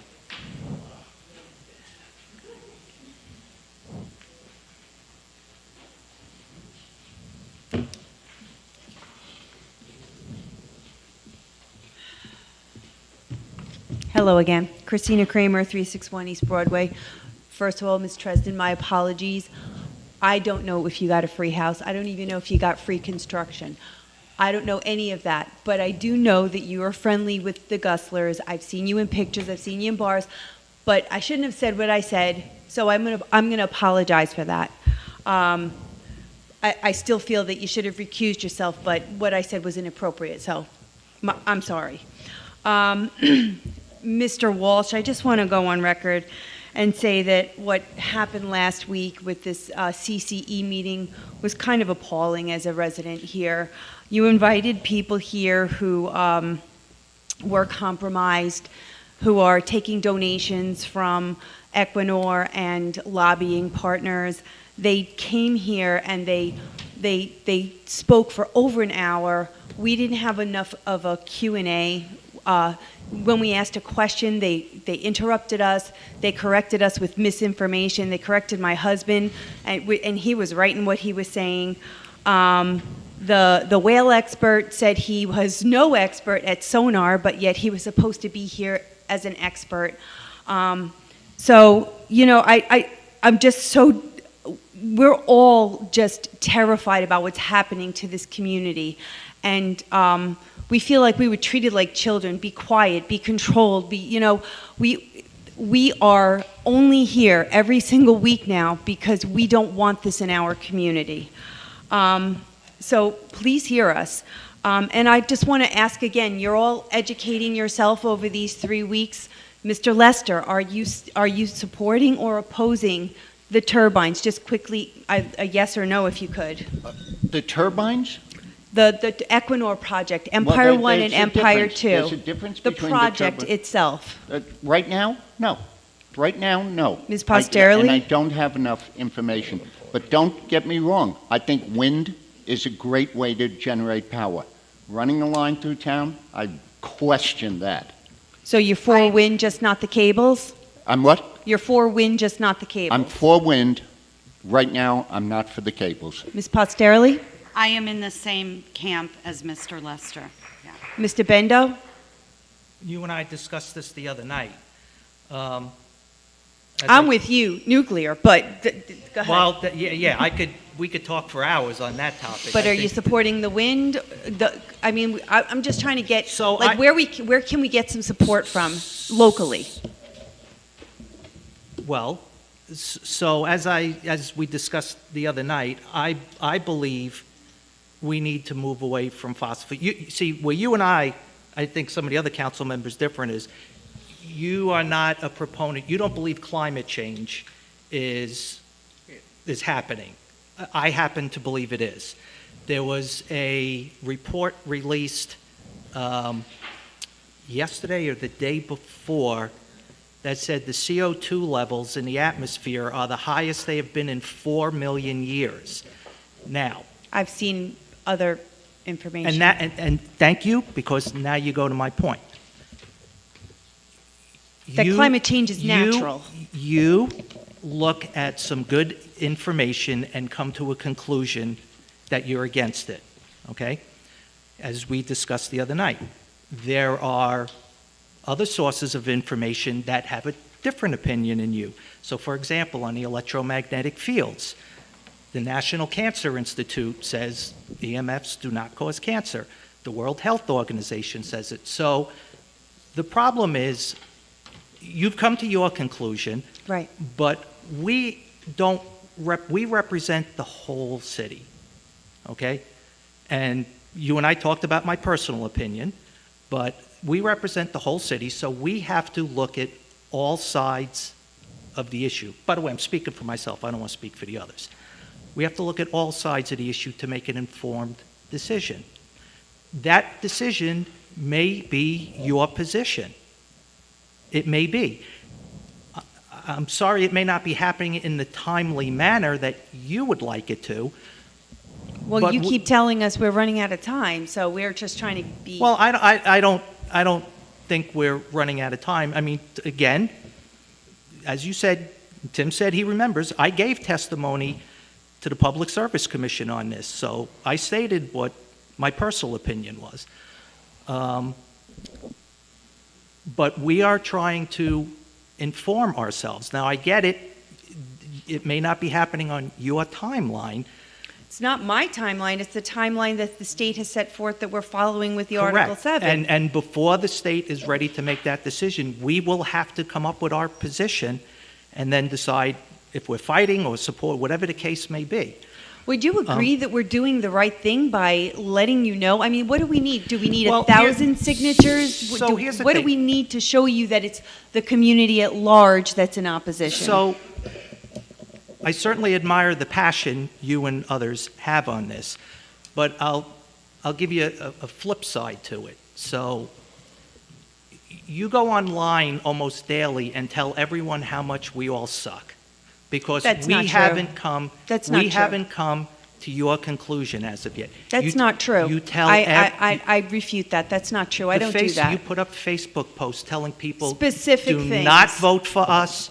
You tell people to bullet vote for a certain other candidate because so what you're doing is you're trying to bully us. That's my opinion. You It have is your opinion. But you're trying to bully us into your position. I'm trying to You let would you know be- that our votes matter.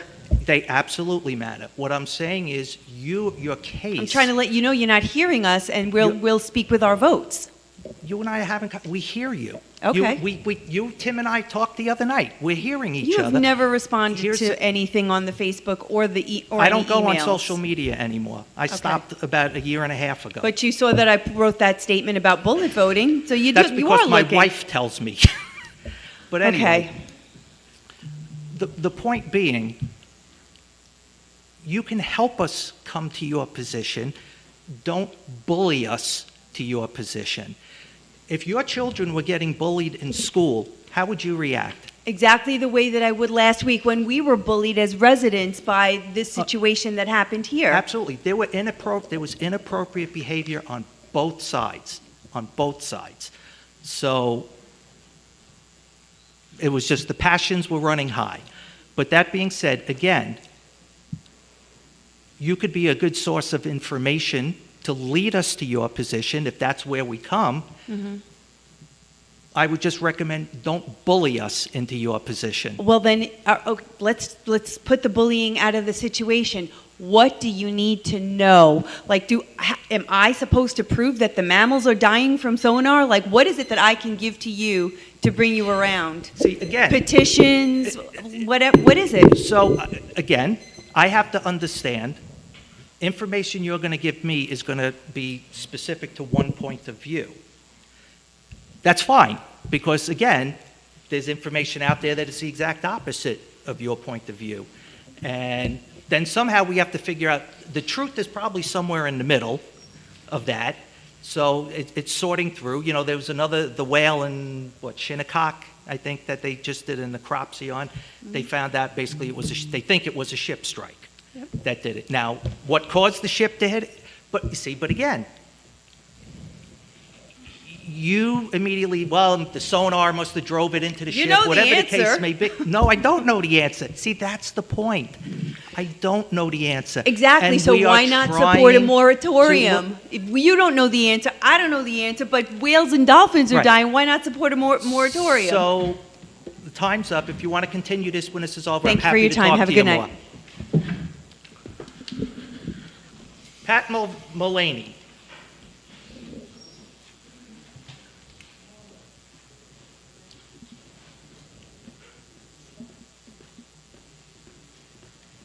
Good evening, Pat Mullaney, 210 West Bay Drive.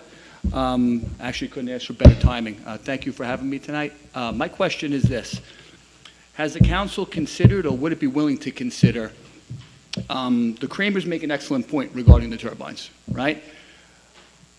And whether you agree or disagree with it, I think what we need maybe possibly like a forum. I don't want to say a debate, but would you guys consider having maybe educated people on both sides with a third-party, non-biased mediator where people could submit questions from both sides?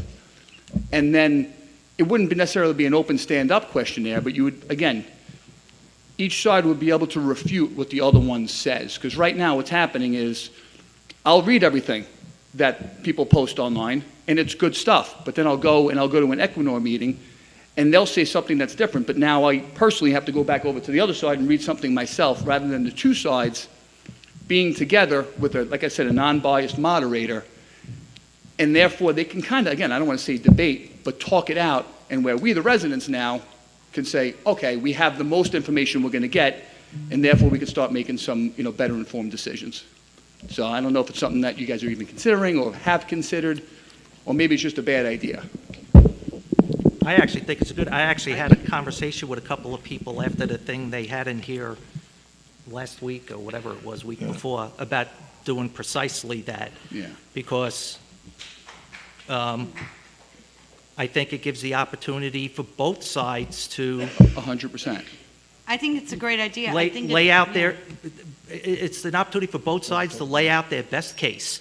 And in another forum, like not outside of City Hall, like in Absolutely. another. Yeah, the Because library or there's too much someplace like vested that. here, and, you know, without people showing up who are outside the town. It could even be a closed forum that could be televised to people, as long as the questions were allowed to be asked and refuted from both sides. And I just want to say, as someone who's trying to educate themselves about this entire situation and who takes it extremely seriously, personally, very concerned about this whole situation. And as I am trying to learn to every single person, I am constantly berated by people screaming and yelling from the audience when other people are trying to talk. How am I, in God's name, am I supposed to learn when people are smirking and having conversations and talking over each other? How am I supposed to educate myself? I can't talk to that example. Right, so but that's I what I'm understand. dealing with. It's hard enough to figure this whole situation out. Passions are high, and people are screaming at each other. These are people that have children, okay? This is how you act when you have a serious situation. Please let us get through this and try to educate ourselves. We're working day and night to try to figure this out, and we've hired experts to help us. And the commissioner they're preparing a report. Ron, can you speak about that? The report that the consultants are preparing for us to show both sides? So we're actually, right now, our consultants are walking through the entirety of every filing that Equinor has done to, first of all of their environmental impact statements. There's some that we just don't agree with, and our consultants are working on actually giving us that information, pointing out those things, and we're going to figure out our position on those things so that that's the whole point of Article 7, right? If there's environmental or technical issues that can't be overcome or that we're not happy with, then we start to really hammer that down. If they can't be overcome, that commission makes a determination as to whether or not we actually, that route gets passed, if you will. We had a very, the private meetings, they're meetings with our consultants and our attorneys, with a very, very, very in-depth and productive meeting with our consultants, I guess it was on Thursday last week. We have some pretty heavy-duty experts on this thing that are looking out for the best interests of this city. And it was even said on that call, while, nobody assigned a percentage to whether this passes or doesn't pass the Article 7 process. It's not done per se, you know what I mean? So I spoke more metaphorically than factually, so I think someone pointed that out to me one other time when I said, oh, this is pretty much a done deal. It's not so much that it's done. It's that we have policy in place on the state level and policy in place on a federal level. And I will tell you, and I won't get into the specifics, and I'm not going to release the document because it's a private document that was internal, but if you think that Equinor isn't blasted by this city for a lot of the things that you're doing, I personally wrote an email to them just the other day telling that they were uninvited guests in this city and that they have shaken my confidence that they can actually be good partners with this city. So that matters. That matters to me. That matters to this council. No one on this council, from the conversations that I've had with this council, is decided that, oh, wind is great, right? It's going to have, Equinor's project is great. Okay, there's grave concern about some of the things that have been raised here on this council. It's difficult at times to get that information out. I'm going to credit you, Pat, right now with that. I really like the idea of not having the public in the room. I think a panel discussion with experts, if you would, on both sides is something that we should try to put together. I mean, Equinor's experts on this side, independent experts on this side, or people against, people for, however we decide to kind of put it together. Get the public, advertise this in such a way where the public can put in their questions to have them addressed, where we don't have to worry about passions running so high, where people are yelling and screaming and doing the things that they want to do because they feel like their voice needs to be heard. Maybe that is a great way to do it. Maybe that helps. I think it could, and I think it's something that we should really try to look into. How that actually comes together is, I think, something that we can put together. We'll talk to our consultants, we'll talk to our PR, and we'll start to figure out, and Ms. Kramer and Mr. Kramer and yourself, but certainly if you have particular experts that you feel that will be the most informed to defend your position, I would really like to get those names, because those are the types of people that we would like to put on a panel like that. I don't know who would moderate it. I don't really That would probably be one of the hardest things, because it needs Right. to be. And again, this wasn't an So- attack on anybody here. It's No, more, no, but what's the best way to get Let me just finish this, our because information. this is Sorry. important, you know.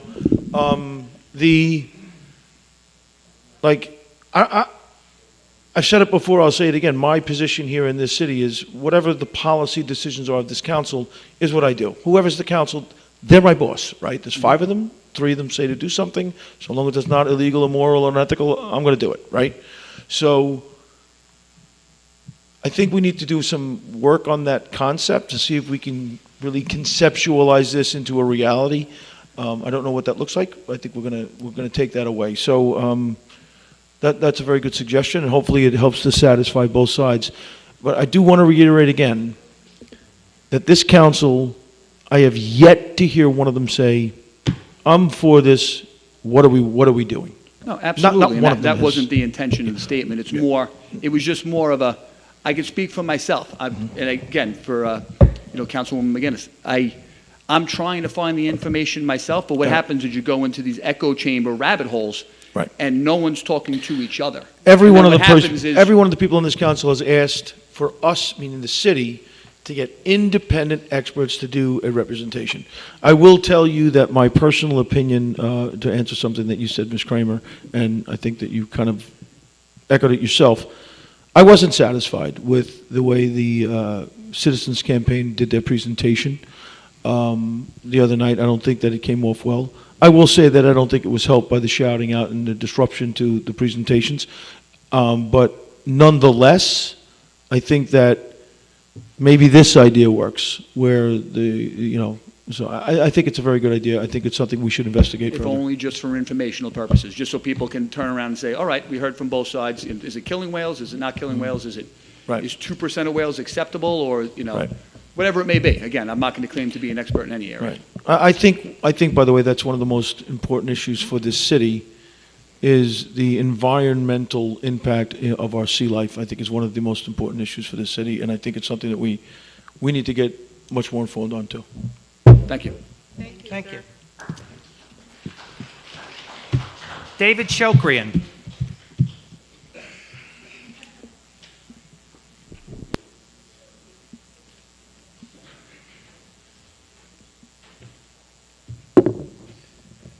Good evening to you. You know, you don't end up with lung cancer. Excuse me, sir? Someone asked you to state your address, I think. David Shokrian, 350 East Penn Street. No one ends up with lung cancer after smoking 1 cigarette, or even 2 cigarettes, or 100 cigarettes. One has to be smoking cigarettes for long period of time before his chances of having lung cancer extremely goes up. Even today, the tobacco companies are not willing to accept that their product, is causing lung cancer. The problem with these wires is that no community in United States, or as far as I know, anywhere on this planet, no community has been exposed to these wires for a long period of time so that we could say they are safe. Now, we could have all the experts that we want, but none of them could assure us that they will have no impact whatsoever on our health. The meeting that we had 2 weeks ago, Ms. Esposito, who was really representing Equinor, she said one truth of all the statement that she said. She did say that there are other companies who are waiting in line to cut through Long Beach, to use Long Beach as a shortcut to lower their expenses, to get to the other side of the Long Beach. If Equinor goes through us, we are not going to stop. We won't be able to stop. No judge would hear us. In future, everybody else is going to go through Long Beach. There is a solution to this. We could have the green energy, and I'm very glad that for the very first time I noticed that 2 members of the council on record are saying they don't like these wires in our community. We could have all the union jobs. We could have the green energy. Tell these companies to go around the island, spend a few dollars more, get to the other side of the Long Beach. I don't know how many years ago, about 40 years ago, the Shoreham nuclear plant was closed. It was a ton of money, but people of Long Beach, people of Long Island said, we will pay for it. We will pay for that expense.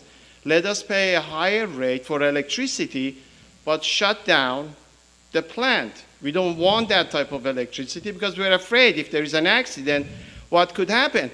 Now, for them to go around the island and then go to the north side of the island, they're going to spend more money. Can I finish? Just try to wrap up in a few seconds here. They're going to spend more money. That is true. But let that expense be on all residents of New York State who are going to use the energy. Why should we be damaged, only the people in Long Beach, so that the rest of New York State gets a cheaper rate of energy? Let all of New York State pay for that higher rate for having them doing more wiring to go around the island and not to contaminate this island. Okay, thank you, but need you to Thank you, wrap sir. up. So, thank you. Brendan Finn.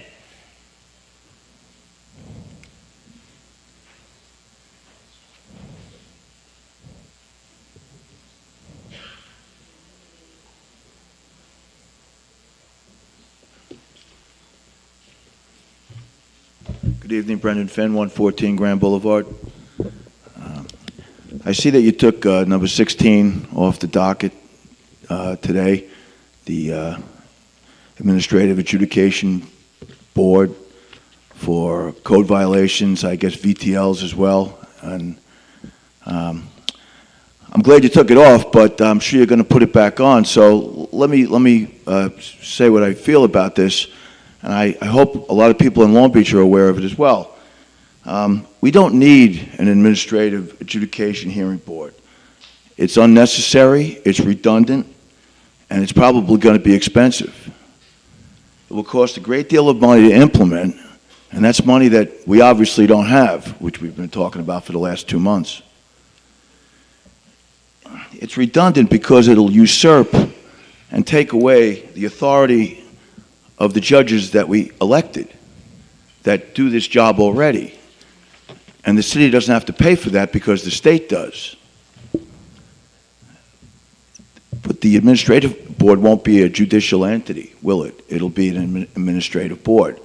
And the administrative state is what's wrong with this country. Why would we want to bring it to Long Beach? The administrative state are people who are bureaucrats who are unelected officials who answer to who? They answer to the people that appoint them.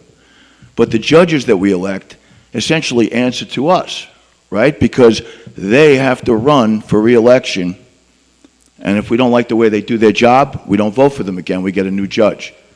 But an unelected adjudication board member, who's he going to work for? Who's going to appoint those people? Who's going to pay for that? I don't see the need for it. And I'm hoping that a lot of people in Long Beach see that, but I'd like to know why you took it off the docket for tonight, the agenda. I think that was explained. Oh, it was? Yes. I think, Liz, you... No, I didn't get a chance because we took it off. The people should, exactly what you're doing, have the opportunity to talk about this. And I think in all of our opinion, was something that just happened quickly and a little too quickly. You didn't have an opportunity. Nobody else had an opportunity to talk about it. So I welcome your opinions. Okay. That's what? And that's why it's up. Yeah. Well, of course. But the idea is, the government's a three-legged stool, right? I'm sure you guys have all heard that. I'm sure Mr. Cohen has, especially because he's an attorney, but probably maybe a few of you are as well, right? And the judicial branch is one of those legs. You kick that leg off, and what happens? The stool falls down. Who would the administrative board answer to? Who would be in charge of it? That judicial leg has a lot of questions right now with us. Well, just answer that last one then. With SCOTUS actually is becoming political, and that's a big problem for this country.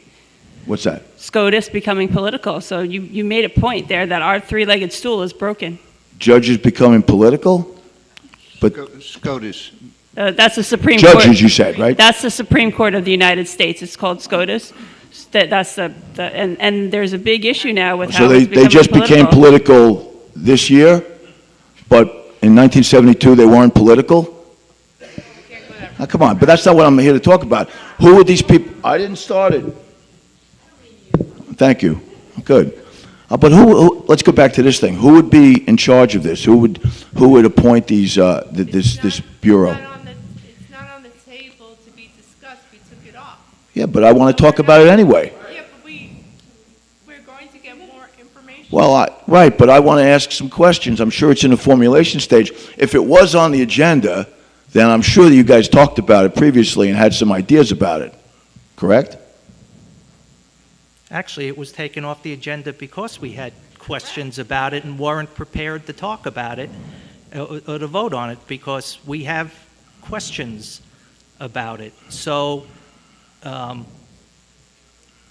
mean, it's a little interesting. You're complaining about us doing something that we're not doing.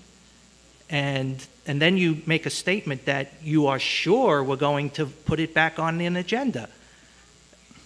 Okay. I hope I'm wrong. I mean... I'd love to be wrong. I'll walk out of here, kick my heels. Okay, but what are you basing that on?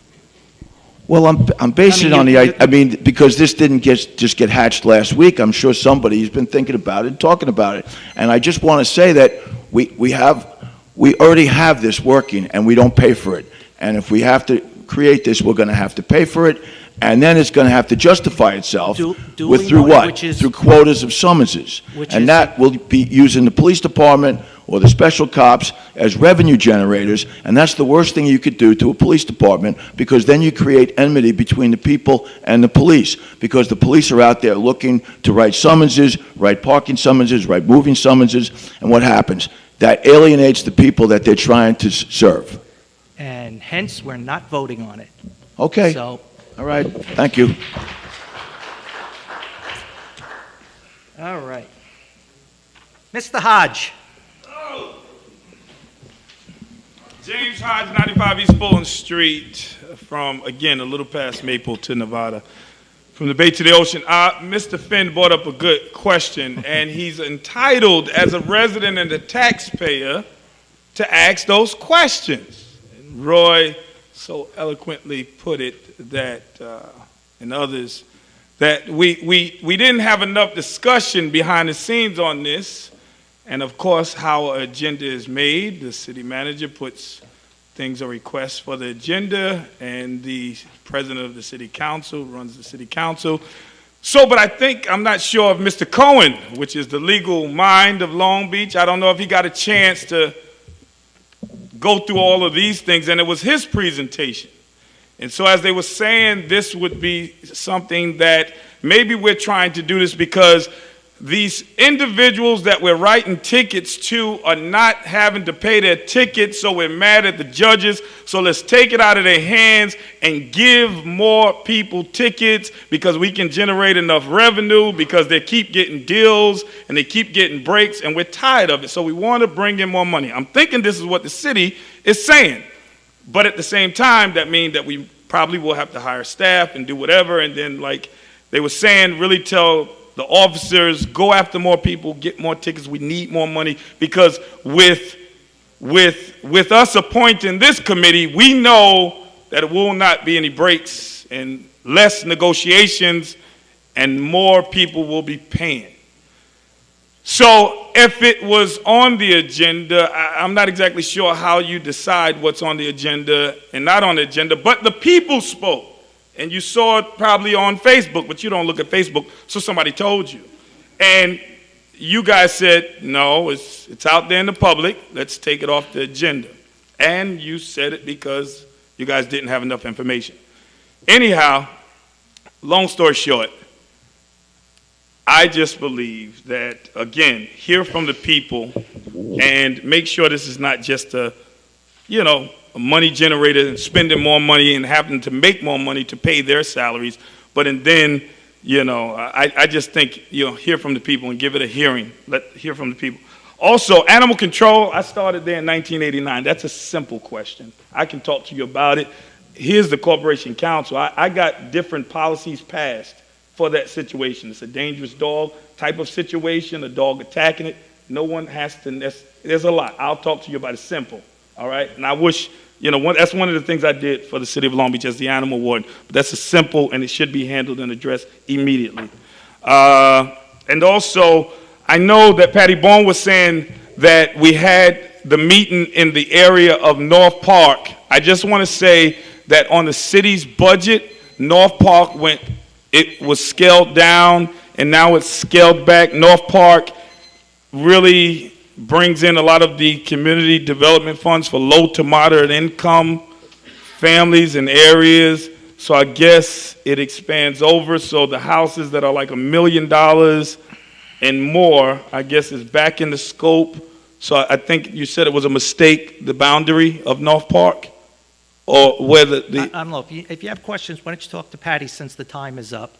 Oh, I know. I thought you said that it was a mistake of North Park, because I know a lot of people that's in the area didn't want to be identified as North Park. I don't know if you was a part of that meeting, no. But so I just want all of the residents to know that their homes may be considered in a low to moderate income, low income, but it's over $1 million. So where does this North Park go to? James, can you have the conversation off to the side with her? Off. Okay, I was just asking, where does North Park go to, because it keeps switching. All right. Thank you very much. I appreciate it. And also, the people that was yelling out at the meeting, that's just part of democracy. That's part of people coming and advocating for, what they want. There's rights, protests, different things. I'm just saying, yesterday, the police department was called to a rent stabilization meeting for a few people calling out. Karen called the police, and the police came up for a few people speaking out. When other meetings happen, the police are not called. It was a few minorities here, just speaking out, voicing their opinion. If it was on video, we have it. And she called the cops, a sergeant and 2 officers. All right. I'm just saying, James. I don't want people nervous, but, Respect runs both ways. Let's respect each other's time.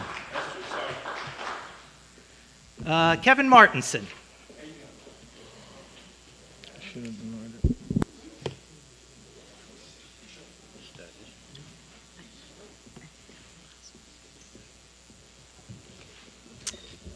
How you guys doing? First, I want to start by thanking some of the council members who came to the civic meeting last week. Appreciate it. I also just want to touch base about the citizens campaign meeting.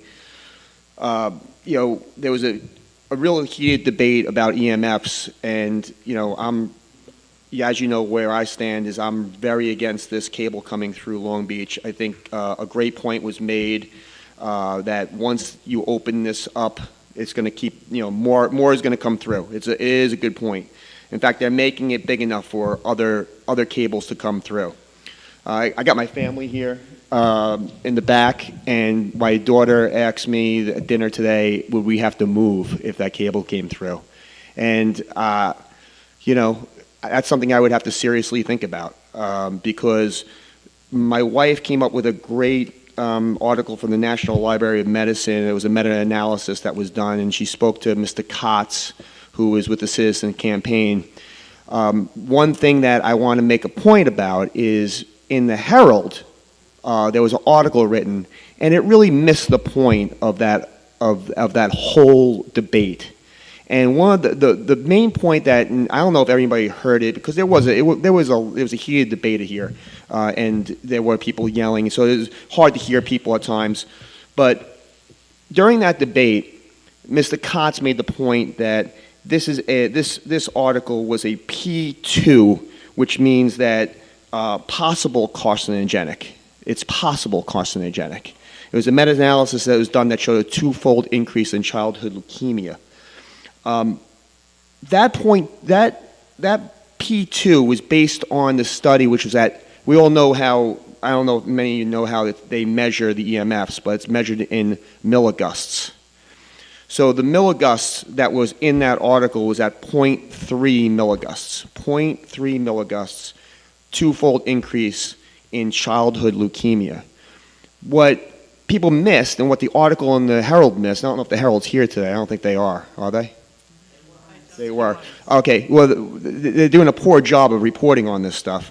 What they missed is that wire is coming in on Riverside at 25 milliaugusts. That's a huge number increase. So, I know a lot of you have the same concern I do about it, and there's been a lot of information that's been put out now, and you kind of had a lot of time to think about just the land cable. I'm not talking about wind turbines. I'm just talking about this land cable coming through Long Beach. Where do you stand on that, Mr. Bendo, with the health of the people and everything else? That land cable coming through. I'll just say, were you on the call when the Public Service Commission was taking testimony? We were. Okay. Okay. I gave testimony at that. Okay. I think I was crystal clear. Okay, I didn't hear it. My wife might have on heard. my position. Tim says he remembers me saying it, what I said. My personal opinion is I don't understand when we have empty parkland just to the east of us, why they're coming through the most densely populated part of this island. Mm-hmm. Yep. That's one. Two, I also said that we're spending a couple of $100 million trying to beautify our bayfront, and they want to put a substation right where we're trying to beautify. Mm-hmm. Doesn't make any sense. Right. It's absurd. And the fact that the only reason they're not going up and putting the substation further north Mm-hmm. is because they can't figure out how to work with LIPA. Right. That's just, in my mind, as a guy that's worked in the power industry for over 30 years, Mm-hmm. that's silly shit, Mm-hmm. quite frankly. Well, This is, it's politics, Mhm. is what this is. Well, do we have the power as a city to get that moved out of here? I at this point, I don't know. And like I said, that's my personal opinion. Mm-hmm. I'm not here to represent just my personal opinion. Wind turbines aside, though, who really wants a wire coming through Long Beach? Nobody. Nobody, So, quite frankly. But And I know I left my time, and I appreciate you letting me go a little bit longer. But I just want to make a point. Let's not take profits over principle. We're all neighbors here. Let's make sure this is a healthy place to live, and I don't have to upset my daughter and move her out of Long Beach. because she really likes it here. Okay, All right? Thank you. thank you. All right, thank you for coming, everyone, and we'll see you in 2 weeks. Okay.